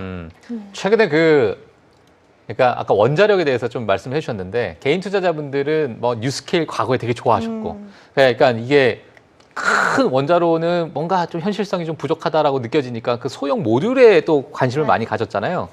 자, 그러다 보니까 오클로라는 기업도 사실 차트 지금 열었어요. 매출은 0인데 매출은 0인데 이러한 기업들 많은 관심이 있거든요. 자, 차트 보시면서 태희고님이 또 설명해 주실 겁니다. 일단은 오클로 요 차트를 조금 띄워주시면은 이거는 세말트먼 테마주라고 보는 게 맞죠. 맞아요. 그래서 이걸 제가 주봉으로 보여드리면은 얘들이 이제 많이 올라왔네요. 10불대에서 올라와서 현재로서는 200불까지 갔다가 왔다 갔다 하고 있는 상황입니다. 그리고는 우리나라 국내 투자자들 같은 경우는 국내에서도 원전에 대한 이야기를 되게 많이 하고 있습니다. 근데 다들 아시다시피 현실적으로 이제 예를 들어서 엔비디아가 하라 그래요. 그러면은 사면 돼, 버티면 돼 라는 이야기를 많이 합니다. 맞아요. 원전이 하락하면 다들 그 얘기하죠. 내 그럴 줄 알았다. 그잖아요. 예. 투자를 할 때 우리가 예를 들어서 아이온큐가 떨어지면 내 그럴 줄 알았다라고 하잖아요. 다음날 올라가더라도. 그렇죠. 이게 뭐냐 그러면 시장에서는 이게 밈스탁이고 테마주고 밸류에이션을 논한다든지 당장 내년에 돈 벌 거다라는 기대값 없이 지금은 트레이드 하려면 이거 잡아야지라고 이야기를 하는 거고 이평선 깨고 내려가고 만약에 물려있다 그러면 손절했어야지라고 다들 논리죠. 그런 종목들 같은 경우에는 모두가 알고 있는 겁니다. 알고 있지만 기세나 추세나 이런 여러 가지 이런 움직임에 따라 가지고 돈을 번 사람들, 물린 사람들의 그런 희망들이 모이면서 얘들은 더 가지 않을까, 지금이라도 사야지 않을까라고 이야기를 하는 거지. 2022년도에도 다들 경험을 해보셨겠지만 막 올라갔던 종목들, NFT 관련된 종목들 지금 다 맞아요. 잊혀져 있는 상황이잖아요. 맞아요. 그래서 저는 원전 같은 경우에는 딱 말씀드리는 게 당신 집 앞에 원전이 생깁니다. 찬성하시겠습니까? 아니요. 보아앵커는? 저도 아니요. SMR 얘기도 많이 합니다. 그러면은 도심에 SMR이 이제 들어온다. 당신이 사는 아파트 단지 지하에 SMR이 들어옵니다. 우리가 사회 시간에 배웠죠. 님비 PP. 맞아. 저는 그런 부분에 있어가지고 원전 같은 경우에는 현실적인 부분에 대해서 고려를 많이 해야 되지 않을까. 당장 강남의 한강변에 이게 SMR이 들어가 있는 아파트 단지와 아닌 아파트 단지가 있어요. 가격 차이 나지 않을까요? 저는 그런 부분에서는 원전은 아니면 거주 지역에서 좀 멀리 떨어진. 그러니까 꼭 강남 한복판에 있을 필요는 없잖아요. 그렇죠. 그걸 이제 멀리 빼려고 할 것이고 그러면은 그 멀리 빼는 곳이 또 이야기가 나올 것이고 거기도 또 누군가가 있을 테니까. 그러니까 저는 그래서 원전 같은 경우에는 일단은 사람들이 기피하는 시설이기도 하고 기피하는 기술이기 때문에 지금은 밈이고 앞으로 원전의 발전 용량은 충분히 늘어나겠지만 그런 부분에서 지금의 밸류에이션, 지금의 이런 그 불이 붙어 있는 부분은 반드시 경계를 해야 된다. 그리고는 SMR 같은 경우에도 돈이 되려면 2030년은 돼야 되기 때문에 지금 앞으로 5년 남았거든요. 5년 남았죠. 5년 동안 무슨 일이 일어날지는 잘 모르는 상황이다 보니 현재 이렇게 올라가 있는 부분에 대해서는 반드시 이거는 뭐 코인으로 보시고 접근하셨으면 좋겠다. 네. 알겠습니다. 자, 요즘에 뭐 SMR, 오클로뿐만 아니라 최근에 여기저기서 튀어오르는 종목들. 하지만 뭐 최근에 지역은행 때문에 또 와장창 또 무너진 종목들도 많이 있거든요. 근데 개인 투자자들이 너무나도 좋아했던 종목들도 많이 있는데, 자, 이런 종목들 이게 정말 테마인가, 아니면 정말 그 우리가 앞으로 이 AI 시대에 이끌 수 있는 그런 기업인가는 우리가 면밀하게 한번 좀 따져봐야 된다, 이런 말씀을 좀 해주셨습니다. 그런 부분. 질문 하나 할래요. 좋아요. 질문해 주세요. 혹시 그 반도체 장비나 부품 쪽으로는 좀 어떻게 보고 계실까요? 좋게 보고 있죠. 좋게요? 아까도 말씀드린 게 반도체 장비도 그렇고 부품 ASML, 어플라이드 머티리얼즈, 랩리서치도 그렇고 그다음에는 뭐 개인적으로는 알스타 네트워크 같은 데이터 네트워크 장비 같은 경우에도 이쪽은 지금 당장 돈이 몰려 들어가고 있고요. 그러니까 우리가 시장에서 뭐 아까도 말씀드린 엔비디아나 TSMC를 걱정하지 않는 이유는 얘들은 당연히 돈을 벌 것이고 얘들은 당연히 앞으로 2년, 3년 동안 숫자가 늘어나고 그리고 계속 증설과 이제 풀캐파 가동이 있을 것이다라는 부분에 대해서 우리가 확신을 할 수 있다 보니까 그러면 투자하면 돼. 그 현금 흐름을 통해 가지고 우리한테 이게 다시 주주환원을 해줄 거야. 라는 부분이 장기 투자의 믿음으로 연결이 되는 거거든요. 그러니까 반도체 소부장 같은 경우에도 국내는 약간 뭐 테마 성격으로 보셔야겠죠. 왜냐하면 이게 주주환원이 좀 약하다 보니까. 그런데 제가 방금 말씀드린 알스타 네트워크나 ASML이나 이런 기업들 같은 경우에는 실제로도 이제 뭐 범접할 수 없는 수준의 진입 장벽을 가지고 있습니다. 기술적인 측면도 마찬가지고 캐파적인 측면도 마찬가지고. 그럼 이미 시장에 이제 지배적인 사업자로 올라가 있는 기업들 같은 경우에는 그냥 장기 투자로 끌고 가는 사람들이 계속해서 뭐 투자로 유동성이 유입될 거기 때문에 그렇게 크게 걱정을 하지 않고 투자하셔도 되지 않나 긍정적으로 생각하고 있습니다. 예, 알겠습니다. 자, 그러면 저희가 이제 종목으로 좀 더 넘어가서 이어서 또 한번 가보도록 하겠습니다. 근데 제가 종목으로 좀 넘어가기 전에 조금 전에 나온 소식 함께 좀 주가랑 같이 짚어드리면 좋을 것 같은데요. 좋습니다. 저희가 이전에도 방송에서 좀 몇 차례 언급을 했던 종목입니다. 룰루레몬 아마 다들 기억하실 것 같은데 룰루레몬이 NFL과 협업을 해서 32팀 모두의 의류와 액세서리를 만들겠다라는 발표가 나왔고요. 지금 현재 프리마켓에서 덕분에 4% 넘게 좀 강세 나타내고 있습니다. 소매업체가 NFL과 공식 라이선스를 출시한 거는 처음이다라고 CNBC 기사에 좀 나와 있는데요. 룰루레몬 같은 경우는 스포츠 업계와의 그런 파트너십을 최근 좀 공고히 하기 위한 노력을 좀 다각화하고 있다라고 보시면 될 것 같습니다. 룰루레몬이라고 하면 저희가 지난번 실적 때도 말씀을 드렸는데 관세 타격을 좀 직격탄으로 맞은 기업이죠. 좀 장기간 어려움을 겪었던 기업인데 이렇게 좀 전략을 다변화함을 통해서 특히 스포츠 업계와의 그런 파트너십을 통해서 팬층을 좀 넓혀나가고자 하는 그러한 움직임을 좀 추구하고 있는 것으로 보여지고요. 덕분에 주가 역시 좀 잘 가고 있다라고 보시면 될 것 같습니다. 지금 뭐 여기 지금 상단에 떠 있어서 짚어드리면 지금 프리마켓에서 움직임이 가장 많은 종목 중 하나 룰루레몬으로 꼽히고 있으니까요. 이런 룰루레몬까지 개장 전에 좀 체크해 보시면 좋을 것 같습니다. 그리고 저는 다시 원래 브리핑으로 좀 돌아와 보도록 하겠습니다. 요즘 뭐 테슬라에 대한 개별 기업 이슈뿐만 아니라 뭐 전기차, 내연기관차, 뭐 하이브리드차, 미국의 자동차 산업 전반에 대한 이야기가 요즘 정말 많이 나오고 있는 것 같은데요. 여기에 대한 만큼 좀 다각도의 뷰가 존재를 하는 것 같기 때문에 좀 심도 있게 짚어드리면 좋을 것 같아서 오늘 요거에 대해서 한번 좀 알아보려고 합니다. 네, 이날 파이낸셜 타임즈는 트럼프 행정부가 내연기관차 중심으로 정책의 방향을 전환함에 따라서 미국의 전기차 투자가 급감하고 있고 곧 중국에도 미국의 전기차 시장이 뒤처질 수 있다라고 보도를 했습니다. 미국의 지난 7월에서 9월 전기차 투자액은 전년비 3분의 1 이상 줄어든 81억 달러에 그쳤다고 하는데요. 이 말인즉슨 배터리, 완성차 조립, 충전 인프라 등 모든 분야에서 약 70억 달러가량의 신규 투자가 지연되거나 취소됐음을 의미하는 거다라고 이해를 해보시면 될 것 같습니다. 이 트럼프 2기가 들어선 이후 트럼프 대통령은 바이든 전 정부 때 시행됐던 전기차 세제 혜택을 종료했고요. 또 온실가스 배출 규제 완화 등을 좀 추진하고 있습니다. 트럼프 대통령의 기조는 전기차가 미국 자동차 업계를 전반적으로 파괴할 것이다 이죠. 모든 연구 개발을 내연기관차 중심으로 하라라고 좀 지시를 하고 있습니다. 이에 따라서 미국 내 전기차 판매도 최근 많이 좀 저조해지고 있는데요. 2026년 미국 자동차 판매량의 오직 7%만이 전기차일 것으로 예측이 되는데 이 같은 수치가 기존 예상치는 13% 정도였다고 하니까 확실히 좀 대조적인 흐름을 나타내고 있다라고 보시면 될 것 같습니다. 이처럼 미국 완성차 업체들은 여전히 내연기관차 그리고 하이브리드 차를 위주로 하는 반면 비아디나 지리와 같은 중국 기업들은 배터리나 소프트웨어 등의 경쟁력을 앞세워서 전 세계 전기차 시장을 좀 선도를 하고 있습니다. 짐 팔리 포드 CEO는 내연기관차의 부활은 수십억 달러의 가치를 가진다면서도 중국 업체들이 전기차 시장에서 부활을 하고 있다라는 것은 조금 위협이 될 수 있다라는 표현을 좀 사용하기도 했습니다. 데이터로만 봐도 포드의 전기차 부문은 올해 1월에서 9월 36억 달러의 적자를 낸 반면 내연기관차나 하이브리드차 부문에서는 23억 달러의 영업이익을 냈습니다. 스텔란티스도 최근 4년간 미국에 130억 달러를 투자해서 내연기관차와 하이브리드 차를 생산을 확대하겠다라고 발표를 하기도 했습니다. 이 파이낸셜 타임즈는 내연기관차와 하이브리드 차의 강화는 단기적으로는 수십억 달러의 실익을 가져다 주지만 장기적으로 본다면 전기차 분야에서 미국이 중국에 크게 뒤처질 수 있다는 그런 입지의 축소를 좀 시사할 수 있다라고 표현을 하기도 했는데요. 예. 여기에 대해서 좀 미국 측에서도 명확한 대응책을 가지고 있어야만 하겠다라고 덧붙이기도 했습니다.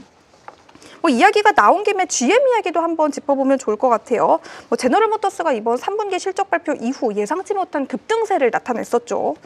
다만 여기에 대해서 GM의 상대 강도 지수 RSI가 74를 돌파하면서 현재 과매수 구간에 진입했다라는 CNBC의 분석도 함께 나왔습니다.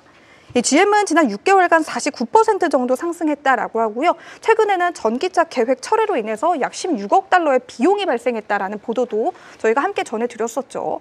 다만 이러한 비용 발생 부담이 3분기 실적이 아니라 4분기 실적에 잡힐 예정이다라는 이야기까지 함께 나오면서 미국 자동차 산업이 과연 긍정적인 쪽으로 가고 있는 것인지 혹은 그렇다면 그 방향성이 전기차인지 내연기관차나 하이브리드 차인지 여기에 대해서도 좀 의견이 분분한 것 같으니까요. 관련해서 유럽 같은 경우는 더 빠르게 전기차로 전환을 좀 하고 있죠. 이러한 부분에 대해서도 미국 정부 측에서도 좀 여기에 대한 명확한 대응책이 좀 있어야 할 것으로 보여지고 있습니다.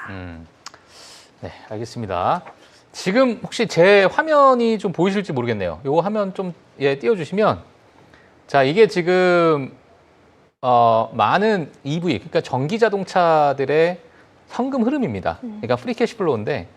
지금 물론 GM 포드에 대해서도 많은 말씀해 주셨고 앞으로 이제 전기차를 어떻게 개발하느냐 아니면은 내연기관차를 어떻게 또 개발하느냐 여러 가지 좀 이야기가 있겠지만은 지금 제일 물론 테슬라라는 기업 자체가 완전히 또 다른 어떤 전기차 기업일 수도 있고 지금 과거부터 지금까지 계속 하나의 굳건한 압도적인 어떤 1위 자리를 가지고 있었던 건 사실이기 때문에 이런 현금 흐름에 대한 이 방향성 자체가 완전히 좀 다를 수 있는데 중요한 건 뭐냐면 다른 기업들은 아직까지도 현금 흐름이 너무나도 좋지 않다는 얘기예요. 그러니까 이러한 상황 속에서 과연 이 전기차 시장에 대한 어떤 규제나 아니면 트럼프 행정부에서 일부 발목을 잡고 있는 부분이 이런 현금 흐름을 개선시킬 수 있을 만한 또는 가격 경쟁에서 중국 차들과의 여전히 엄청난 이제 출혈을 하고 있기 때문에 이런 부분을 우리가 한 번쯤은 고려를 해보면서 EV 예를 들면 전기 자동차에 대해서 아직도 루시드나 리비안에 대해서 또 긍정적으로 보시는 분들도 많이 계시고 일부 사실상 지금 상황에서 로보택시의 어떤 생태계가 확장이 되면 루시드나 리비안에 대한 어떤 선택을 받을 수도 있는 상황이죠. 많은 플랫폼 기업과 협업을 통해서 실질적으로 그러한 이야기가 또 나오기도 했었고 그러니까 이러한 어떤 생태계가 어떻게 또 확장되느냐에 따라서 일부 전기차 기업들의 수혜를 받는 기업들도 있을 것이고 그렇지 못한 기업도 있겠지만은 아직 당장은 일단 현금 흐름에 대해서는 여전히 시장에서는 좀 압박을 받고 있다. 자, 이런 부분도 아까 GM과 포드에 대해서 좀 말씀해 주셨기 때문에 같이 좀 체크를 해 주셔도 될 것 같습니다. 근데 전기차에 대해서 자동차 얘기가 나오니까 이거를 제가 말을 안 할 수가 없어가지고 테슬라 타시니까 아실 거예요. 최근에 테슬라 배터리 이슈가 조금 심각하게 터지고 있는 부분이 있는데 그런 부분에서 지금 이제 전기차가 우리 주변에 보인 지 한 10년 정도 됐죠. 그러니까 사람들이 이제 자동차를 꽤 많이 이제 마일리지도 많이 쌓였고 그다음에는 경험치가 많이 늘어나 있는 그러니까 상당히 대중화되어 있는 그런 게 전기차 시장이라고 보실 수 있습니다. 그런데 그 부분에서 최근에 테슬라의 배터리 논란도 나오고 있는 상황이고 BMS 관련돼 가지고 배터리가 잠기는 낙인되는 그래서 수리를 했을 때에 대해 가지고 비용은 몇 천만이 나온다라는 이야기도 나오고 있는데 이게 현재 자동차를 좋아하시는 분들 사이에서 혹은 자동차 관련돼 가지고 이제 이렇게 여러 유튜브 채널들이 있습니다. 그런 데서도 이제 뭐 대중적인 것까지는 아니지만 대부분의 전문가가 얘기하는 게 뭐냐 그러면은 꼭 굳이 전기차로 넘어가야 되냐. 그러니까 이게 지금 현재 10년 정도 이렇게 전기차 시장이 만들어지고 난 뒤에 보니까 그러면은 지금 과연 CO2 배출량이 얼마나 줄어들었느냐. 정말 친환경적인가라는 부분에 대해서 이야기를 하는 부분들도 나오거든요. 왜냐 그러면은 이게 내연기관 기술도 상당히 발전하고 있고 그리고는 지금 현재 뭐 규제적인 측면으로 보시더라도 전기차도 친환경이지만 하이브리드 차도 친환경으로 분류를 하고 있죠. 그런 부분에서 실제로 CO2 배출량을 놓고 보면은 전기차는 배출이 적을 수 있겠으나 그 전기를 만들어내는 과정에서 CO2가 더 많이 배출이 되고 있는 상황도 나온다. 그러니까 이런 부분에서 이게 과연 정말 올바른 방향이냐라는 부분. 그리고는 이게 뭐 환경 규제 얘기는 많이 나옵니다. 지금 내연기관 같은 경우도 환경 규제가 엄청나게 많이 나오다 보니까 순수하게 엔진으로만 돌아가는 자동차가 없고 대부분 뭐 터보 차저, 터보 뭐 이런 얘기 많이 나와요. 근데 이런 부분에서도 지금 자동차가 내연기관에서 하이브리드로 가는 것 자체도 훨씬 더 부품이 더 많이 늘어나고 있습니다. 그러니까 오히려 수리비라든지 사회적 비용이 증가하고 있다는 부분에 대한 지적이 많이 나오고 있는 중이고요. 그러고는 전기차 같은 경우에도 그래서 폐배터리 같은 경우에 혹은 배터리를 생산하는 과정에서 들어가는 그런 중금속과 재원들 같은 경우에는 왜 무시하느냐라는 얘기도 실제로 나오고 있는 상황입니다. 그래서 이게 뭐 과거에 우리나라에서는 모든 차가 전기차로 바뀔 거다라는 그런 컨센서스에 대해서 되게 강력하게 주장하는 분들이 많이 계셨지만 지금 시장에서는 내연기관도 기술을 발전을 시키고 전기차도 기술을 발전을 시키고 하이브리드 차도 기술을 발전시키면서 이 부분에서 최적의 밸런스를 찾아야 된다는 이야기가 상당히 많이 나오고 있다는 점. 그러니까 이게 뭐 계속해서 전기차에 대해서 이게 정부 차원에서 전기차로의 전환을 강제한다라는 이야기를 많이 하고 있지만 그게 그 뒷단에서 놓고 보시면은 요거는 히토류랑 다를 게 없다. 히토류 같은 경우에도 지금 미국에 생산하지 않는 이유는 무엇입니까? 이게 비용 때문입니다. 왜 비용 때문입니까? 환경 오염에 대한 대비를 해야 됩니다. 그러니까 그 비용을 선진국 내기 싫어서 중국으로 다 몰아줬다가 오히려 이게 역으로 지금 무기로 작동을 하고 있잖아요. 그러니까 이게 다 장단이 있기 때문에 이런 장단에서도 조금 체크를 하시면서 무조건 전기차로 바뀐다라는 것보다는 뭔가 그 외에도 여러 가지 기술이 나올 수 있겠구나라는 관점으로 보셨으면 좋겠다. 이렇게 말씀을 드리고 싶습니다. 근데 제가 생각해 봤을 때 사실 이게 뭐 10년 뒤, 20년 뒤, 30년 뒤의 문제다라고 규정을 할 수는 없지만 언젠가는 우리가 전기차로의 전환이 저는 언젠가는 이루어질 수밖에 없는 상황이라고 생각하거든요. 왜냐하면 내연기관 차를 100년 뒤에도 200년 뒤에도 계속 탈 수는 없다고 생각을 하기 때문에 언젠가는 그러한 포인트들이 이루어져야 할 텐데 뭐 물론 태보님이 말씀해 주셨던 뭐 환경 문제라든지 비용 문제라든지 뭐 배터리의 성능 같은 문제라든지 이런 것들이 차후에는 많이 개선이 좀 되겠죠. 근데 저는 그래서 언젠가는 전기차로의 전환이 돼야 된다고 생각하는데 태보님은 그 먼 미래에도 꼭 전기차만이 옵션이 아니고 그때에도 여러 가지 옵션이 존재할 수 있다. 약간 이런 뷰이신 거죠? 거기에서는 뭐 지금 얘기 나오는 게 수소 퓨얼셀 관련돼 가지고도 이야기가 나오잖아요. 네네네. 근데 퓨얼셀 같은 경우에는 이게 3차 전지라고 이야기를 하죠. 자체적으로 발전한다라고 하니까. 현대차가 아마 내년도에 신차를 발표를 할 겁니다. 뭐냐 그러면은 내연기관을 발전기로 쓰는 배터리차. 그러니까 이게 지금은 새로운 컨셉으로 지금 접근을 시도하고 있는 건데 그럼 뭐라고 불러야 돼요, 이름을? 그게 무슨 EV라고 부르는데 제가 지금 그거는 용어가 기억이 안 나는데 네네네. 그것도 용어가 새로 있어요. 그래서 그 부분에서 뭐냐 그러면 기름을 넣어요. 그걸 떼워서 그걸로 발전을 해요.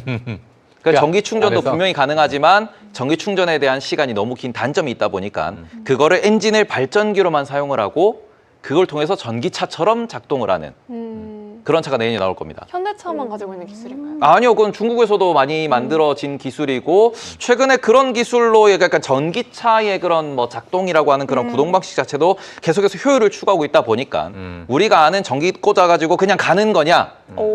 아니면 이걸 다른 식으로 했을 때 더 이게 뭔가 사용감이라든지 효율이라든지 그런 거를 모두 다 체크를 해가지고 상품을 개발하고 있기 때문에 근데 이렇게 되면 하이브리드 차 입지가 좀 애매해지지 않나요, 더? 하이브리드는 또 하이브리드로 가는 거죠. 왜냐하면은 가장 비싼 차는 하이브리드입니다. 요즘에. 그리고 실제로- 약간 이 모델이 하이브리드보다 연비가 안 좋을 수도 있겠다는 생각도 드는데요. 연비 같은 거는 이게 출력 조절을 하는 거죠. 이렇게 얘기하면 이게 자동차 채널이 되기 때문에 그렇죠. 큰일 나게 됩니다. 튜버가 되는 거죠. 네, 여기서 스톱. 네. 그죠. 요번에 자동차 한 대를 저 동남아를 하나 보내줬거든요. 동남아가 아니라 붕붕이. 중동으로 보냈다. 중동으로 보냈어요. 그 차 보냈어요? 네. 붕붕이를 보내줬어. 그럼 새 차는 뭘로 옵니까?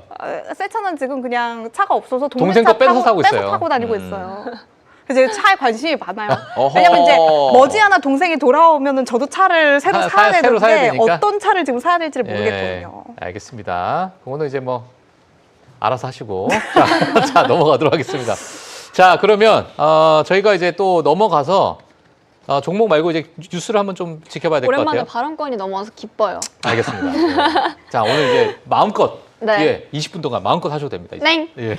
네, 이번에는 미국 데이터 센터 전력망 쪽으로 함께 어떤 이슈가 있는지 짚어보도록 하겠습니다. 예. 이 미국 정부가 데이터 센터 및 AI 기업의 전력망 연결 심사를 수년에서 60일가량으로 단축하는 방안을 새롭게 제안했습니다. 이 크리스 라이트 및 에너지부 장관은 공식 서한에서 이 국가 전력망 투자를 앞당기고 또 전기요금 인하를 위한 대통령의 목표와도 어느 정도 일치한다며 규제 완화에 대한 의사를 전달했는데요. 이번 조치는 미국이 AI 인프라 경쟁에서 우위를 확보하고 또 전력 공급망을 안정화시킴으로써 민간 투자에 대해서도 조금 더 활성화하겠다는 의지와 또 전략적인 움직임으로 평가를 받고 있습니다. 아무래도 이 전력망 속도를 높여서 우위를 확보하겠다는 전략, 그런데 이 발전적인 여유가 좀 부족하다든지 송전선에 대한 병목, 그리고 구조적인 이슈가 아무래도 남아있는 상황인데요. 실제로 이게 현장에서 얼마나 적용이 빠를지에 대해서 함께 얘기해보면 좋을 것 같습니다. 예. 또 그 과정에서 아무래도 소비자 입장에서는 전기료가 좀 인상될 수 있다라는 부담이 작용을 하고 있고 또 실제적으로 수년에서 이루어졌던 내용인데 이게 60일 만에 단축이 실제로 가능하냐, 현장에서의 적용이 가능하냐라는 의문점도 좀 제기가 되고 있습니다. 혹시 뭐 기사 보시면서 궁금하셨던 부분이 있으셨어요? 저는 이게 사실 처음에 원래 있는 기간도 6년에서 12년이라고 좀 텀이 길더라고요. 예. 근데 그때 이제 60일로 딱 줄여버린다는 내용이 좀 인상 깊었던 것 같아요. 이 수치가 뭐 12년이라고 치면 예. 갑자기 뭐 어느 정도 수준이냐면 24분의 1로 줄여버리는 거잖아요. 예. 그래서 이게 실질적으로 가능한가? 이거에 대한 내용이 가장 궁금했습니다. 이 이야기는 아마 지금 이 이야기가 60일 단축은 아마 처음이 아니고 그죠? 아마 제가 기억하기로는 올해 초였나 작년 말이었나 아마 뉴욕시부터 이 이야기가 좀 나오기 시작했었어요. 그때 뉴욕 시장이셨던 분이 아마 이 이야기를 먼저 시작을 하면서 그 해당되는 그 제가 기억나기로 어떤 상원의원이 요거를 이제 법안을 이제 발의를 하고 막 했었던 이야기가 있었는데 네. 그때 당시에 그 논리는 뭐냐면 데이터 센터에 들어가는 뭐 지금도 하고 비슷합니다. 데이터 센터에 들어가는 그 전력량이 너무나도 많기 때문에 지금의 너무나도 까다로운 이러한 어떤 심사 과정 자체가 우리가 AI 패권을 가져가는데 너무 걸림돌이 되고 있다. 네. 그러니까 이러한 심사 단위를 좀 이제 단축시켜서 빠르게 우리가 AI 패권을 가져가야 된다. 지금 데이터 센터는 지속적으로 짓고 있는데 전력이 못 따라가면 어떻게 하겠느냐. 이러한 이야기가 좀 나오고 있는데 그 이후로 많은 빅테크나 다 많은 이제 그 정책 쪽에 이제 계시는 분들은 이런 것들을 이제 함부로 심사를 좀 빠르게 하기는 힘들다. 뭐 이런 의견도 아마 나와 있었고 약간의 뭐 자국이 네. 좀 있었습니다만 이번에 또 이제 에너지부 장관이 이런 공식 서한을 통해서 이야기를 했기 때문에 여전히 이 전력에 대한 부족함을 어찌 보면 시장에서는 좀 나타내고 있는 게 아닌가 뭐 이런 생각이 좀 드는데 이게 과연 뭐 60일로 단축한다고 해서 아까 뭐 에너지 대해서 뭐 SMR 대해서 우리 잠깐 좀 얘기를 해봤지만은 이게 과연 뭐 그 지역에 대한 민심 또는 승인 절차 과정 또는 그 인프라에 대한 이야기 이런 것들이 다 시장을 만족시킬 수 있을 것인가 아니면 그 활용도를 100% 활용할 수 있을 것인가가 그런 거는 뭐 우리가 좀 시장을 좀 지켜봐야 될 것 같습니다. 하지만 요 60일 단축 같은 곳 같은 경우에는 이게 선진국은 규제가 많잖아요. 네. 근데 그 규제에 있어가지고 가장 이제 중요한 것 중에 하나가 환경 영향 평가입니다. 발전소를 짓는다라고 하면은 이게 뭐 매연이 될 수도 있는 그렇죠. 거고 아니면 방사능이 될 수도 있는 거고 여러 가지 놓고 봤을 때 영향 평가라는 거를 거쳐야 되는데 그것만 하더라도 기간이 상당히 길어요.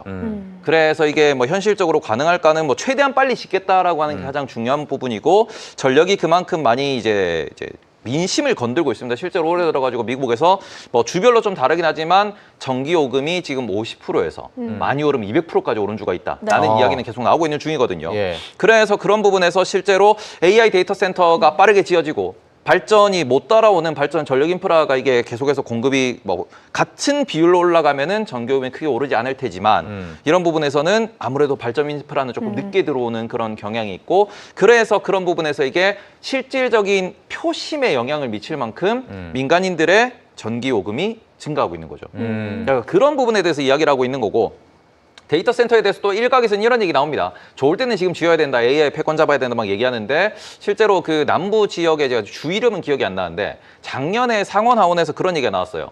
데이터 센터 지으라고 보조금 주고 뭐 다 주고 모든 지원을 다 해줬더니 일자리는 이만한 데이터 센터에 10개밖에 없더라. 이게 과연 세금을 지원해 가면서까지도 데이터 센터를 지어줘야 되는 일이냐. 그 돈이면은 일자리를 몇십만 개를 만들 수 있는 돈인데 고작 일자리 10개 만들어준다고 돈을 이렇게 지원을 해주는 게 맞냐. 그러니까 이게 실제로 현실이랑 엮이기 시작하면 되게 복잡해져요. 그러니까 지금은 미국과 중국이라는 부분에서 엄청 세게 이야기가 나오니까 그런 부분에서 지원해야 된다라는 일각의 이야기도 있지만 반대에서는 그래서 미국에 실질적으로 미국 국민들한테 도움이 됩니까라는 얘기가 나왔을 때는 또 그건 잘 모르겠는데요. 라는 얘기도 나오거든요. 그 전력에 대해서 이야기 나왔으니까 저희 사실 지난주 목요일에 이 이야기를 주제로 좀 이야기 잠깐 했었는데 태희원님 오셨으니까 한번 또 이야기를 해봐야 될 것 같아요.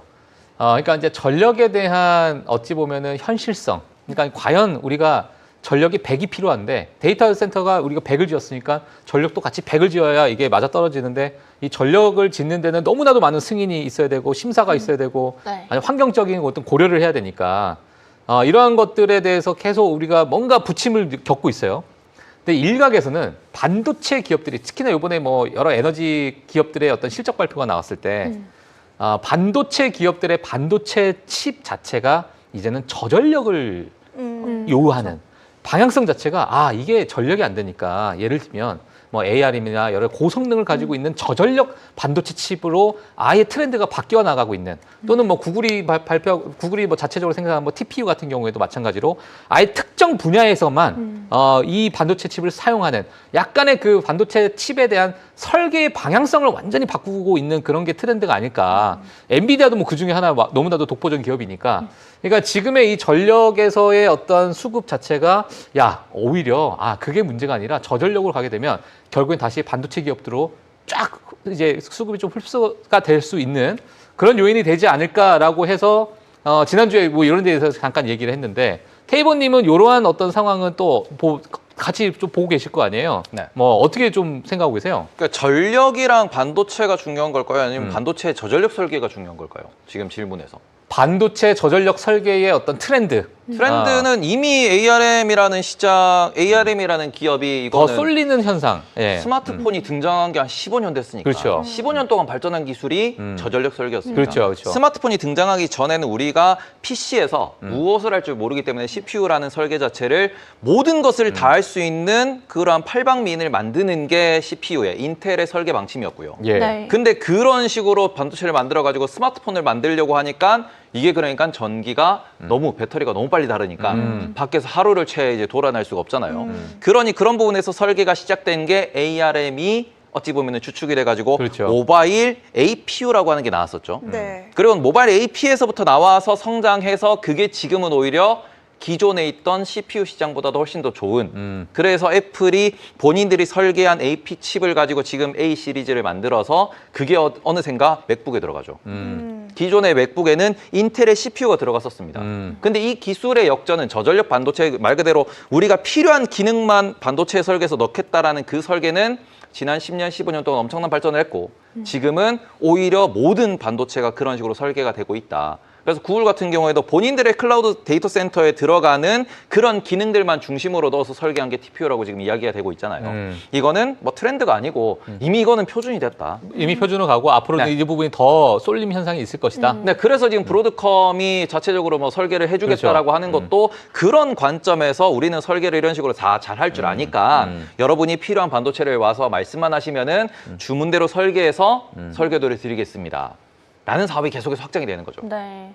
알겠습니다. 근데 사실 이 데이터 센터 전력망을 이렇게 짓는다는 것 자체로 다시 돌아와 보면은 이미 전력망을 확보한 기업들도 있잖아요. 그런 종목들은 사실 이 내용이 뭐 좋다기보다는 좀 악재로 작용할 수 있지 않을까 이런 생각도 들거든요. 아니요, 전력망은 전혀 악재가 아닌 게 AI의 등장, 로봇의 등장 이런 얘기 계속하고 있잖아요. 근데 오히려 저전력으로 더 효율적인 반도체가 나오면은 기술의 발전 속도는 더 빨라질 거고 자동화라든지 트렌드는 더 빨라질 겁니다. 그러니까 실제로 우리가 뭐 전 지구적인 혹은 인류가 사용했던 에너지 사용량을 놓고 보면은 계속 기하급수적으로 로그 함수로 올라갑니다. 그리고 이게 또 한 번 AI라는 게 등장을 하면서 더 폭발적으로 늘어날 거다. 우리가 어렸을 때 초등학교 다닐 때 생각을 해봐요. 그때는 유튜브 많이 안 봤잖아요. 네. 이 나이 때는 많이 봤을 것 같긴 해요. 아니, 초등학교 때는 안 봤을걸요? 다마고찌래지, 다마고찌. 원래 다마고치는 우리고 다마고치 뭔지 몰라요. 아니에요. 형님. 근데 실제로 과거에 우리가 전력이라고 하는 에너지라고 하는 걸 사용했던 양보다 예. 지금은 더 빨리 이동하죠. 더 많은 전기를 쓰고 있죠. 근데 이게 자연스럽게 AI라는 게 나오고 로봇이 나오면은 한 사람이 쓰는 에너지 양은 점점 더 늘어날 수밖에 없어요. 네. 그러니까 그런 부분에서는 기술이 이제 정방향으로 발전하는 과정에서는 지금은 전기의 시대고 전력 인프라는 훨씬 더 빠르게 훨씬 더 많은 투자를 받아야지만 기술의 발전 속도를 따라갈 것이다. 그래서 그거는 전혀 걱정하실 내용이 아니라고 생각합니다. 알겠습니다. 자, 전력도 그렇게 크게 걱정 안 해도 된다. 자, 그러면 저희가 지금 남아있는 시간 동안에 지금 최보 앵커를 통해서 남아있는 우리 실적 발표 기업들 한번 보도록 하겠습니다.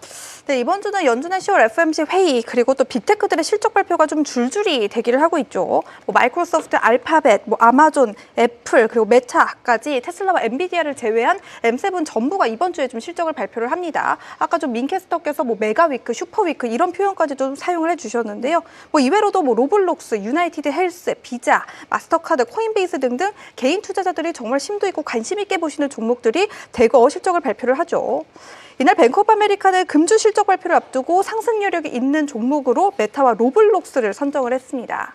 이 메타는 AI 투자를 뒷받침할 이익 증대가 관측이 된다고 하는데요. 특히 추가적인 AI 채용, LLM, 인프라 계약 등이 긍정적인 가운데 향후 메타의 AI 전망에 대한 업데이트도 투심에 영향을 줄 것이다라고 봤습니다. 또 메타 사업의 8할을 차지하고 있는 광고 부문의 가이던스 역시 강하게 나오면서 투자자들의 신뢰도를 한층 더 높여줄 것이라고 덧붙였습니다. 왜 메타 화면이 안 나오고 계속 저만 나오고 있는 건 거죠? 네, 아무튼 요거 제가 요청한 건데 여기 네네네. 지금 핑크색으로 돼 있는 기업들이 이번 주에 실적 발표하는 기업들이고 오, 너무 많네요. 하늘색으로 된 기업들이 실적 발표가 난 기업들이고요. 전 잠시 제 눈이 잘못된 줄 알았어요. 왜요?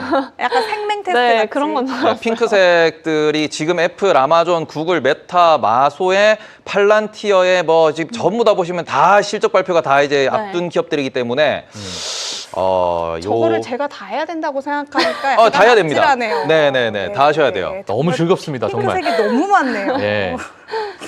네, 아무튼 뭐 제 얘기로 다시 이어가 보자면 로블록스 같은 경우도 예상치를 웃도는 실적을 발표할 것으로 보이는데요. 뱅크 오브 아메리카는 연초 대비 로블록스가 121% 상승했음에도 불구하고 여전히 매력적인 종목이고 매력적인 진입 구간이라고 설명을 했고요.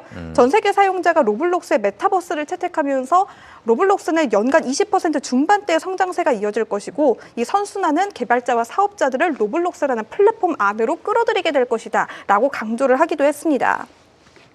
HSBC 같은 경우도 우리 시간으로 내일 실적을 발표를 합니다. 관련해 나온 보도도 하나 살펴보면 좋을 것 같은데요.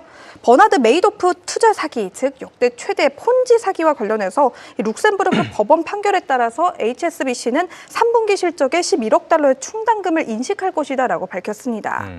HSBC의 룩셈부르크 자회사에 대해서 헤럴드 펀드 SPC가 제기한 증권 원상 회복 청구 소송에서 법원이 HSBC의 항소를 기각한 데 따른 건데요. 다만 현금 원상 회복 청구에 대한 자회사의 항소는 받아들여졌다고 합니다. HSBC는 최종 재무적 영향이 상당히 다를 수도 있다라고 언급을 하면서도 이번 11억 달러 충당금은 그룹의 보통주 자본 비율, 그러니까 은행의 재무 건전성을 나타내는 CET1에 약 15bp의 영향을 줄 수도 있다고 덧붙이기도 했습니다. HSBC는 이번 판결에 불복하고 룩셈부르크 항소법원에 2차 항소를 제기를 할 예정인데요. 기각될 경우 후속 절차에서 지급해야 할 금액에 대해서 법적 분쟁을 앞으로도 이어갈 전망이라고 합니다. 메이도프는 미국 역사상 월가 최대 규모의 투자 사기극을 주도한 인물이죠. 일명 버나드 메이도프 투자증권이라는 이름으로 이루어졌는데요. 최고의 금융선진국인 미국에서 그것도 그 중심인 월스트리트에서 이 모든 게 어떻게 가능했을까 싶긴 하죠. HSBC뿐만 아니라 영국의 로열 스코틀랜드 은행, 우리나라의 대한생명, 또 한국투자신탁운용 등 굵직한 금융업계에서도 작고 큰 피해들이 있었다고 합니다. 2008년 금융위기를 계기로 이 사건이 밝혀지게 됐는데요. 40년간 125개국에서 4만 명 이상의 피해자들이 발생을 했다고 하고요. 피해 금액만 총 650억 달러가 넘어간다고 합니다. 2009년 메이도프는 유죄를 인정한 이후에 150년형을 선고받았습니다. 오랜 기간이 지났지만 여전히 HSBC의 상황만 봐도 아직까지 많은 은행들 그리고 많은 금융업들이 이 영향에서 크게 벗어나지 못하고 있는 것으로 보이니까요. 네. 향후 여기에 대한 법적 분쟁도 어떻게 해결될지에 대해서도 좀 지켜보시는 게 좋을 것 같습니다. 네, 알겠습니다.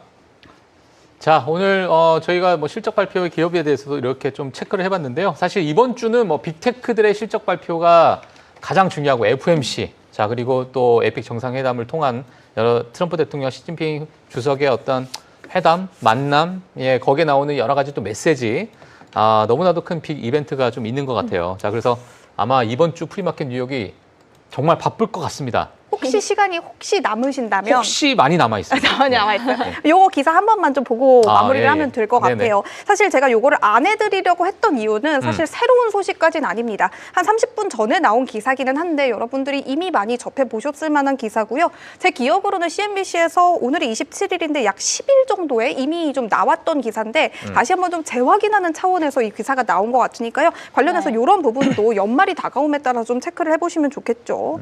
스콧 베세트 재무장관이 연준 의장의 최종 후보 5명을 추렸다, 확실하게 좀 추려졌다라고 좀 기사를 내보냈습니다. 그리고 트럼프 대통령은 연준 의장을 올해가 가기 전에 연내에 좀 임명을 하고 지명을 할 것이다라는 기사가 좀 나왔다고 하는데요. 여기 5명은 이미 여러분들이 여러 차례 이름을 들으셨을 것 같긴 한데 한번 좀 저도 다시 한번 짚어드리는 차원에서 이름 5명을 한번 좀 거론을 하고 마무리를 지으면 좋을 것 같습니다. 네. 일단 저희가 정말 방송에서 아무래도 월러 이사가 차기 연준 의장을 하고 싶어하는 것 같다라는 얘기를 정말 많이 했는데 크리스토퍼 월러 이사가 당연히 여기에 좀 한 명으로 들어가 있고요. 그 다음 인물은 미셸 보우먼 연준 이사가 있습니다. 그리고 캐비넷의 백악관 국가경제위원회 위원장 케빈 워시 전 연준 이사, 그리고 마지막으로는 릭 리더 블랙록 글로벌 채권 최고 투자 책임자까지 이 5명 안에 들어가 있다고 하니까요.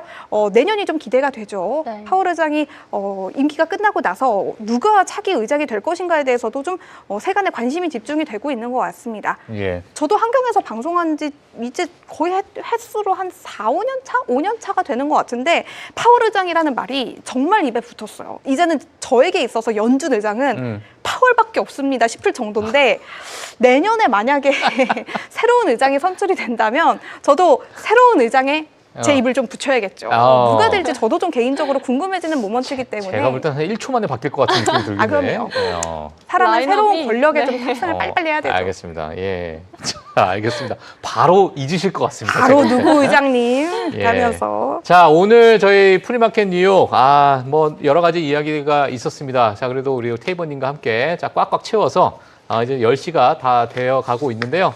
사실 뭐, 이번 주는 너무 빅 이벤트가 많고 다음 주 월요일 날 테이버님과 할 얘기가 정말 많을 것 같아요. 그러니까요. 빅테크 실적 발표 나왔죠. 뭐 FOMC에 대한 반응도 우리가 다 보고 나서 다음 주 월요일 되면 또 어떠한 시장이 또 펼쳐질지 또는 그 주말엔 또 무엇이 있을지 같이 또 체크를 해보도록 하겠습니다. 자, 그러면 오늘 테이버님은 여기서 저희가 또 보내드리도록 하겠고요. 저 최보아 앵커, 김민 캐스터 너무너무 고생 많으셨고 또 내일 또 뵙도록 하겠습니다. 세 분 너무 감사합니다. 감사합니다. 네, 자, 프리마켓 뉴욕 저희가 준비한 내용 여기까지입니다. 저희 1시까지 오늘 시장이 정말 뜨겁게 좀 올라가지 않을까 뭐 이런 내심 기대가 좀 되고 있는 상황인데요. 자, 1시까지 미오라 방송해 지켜주셔도 좋을 것 같습니다. 저희는 내일 8시에 또 찾아뵙도록 하겠습니다. 시청해주신 여러분 감사합니다.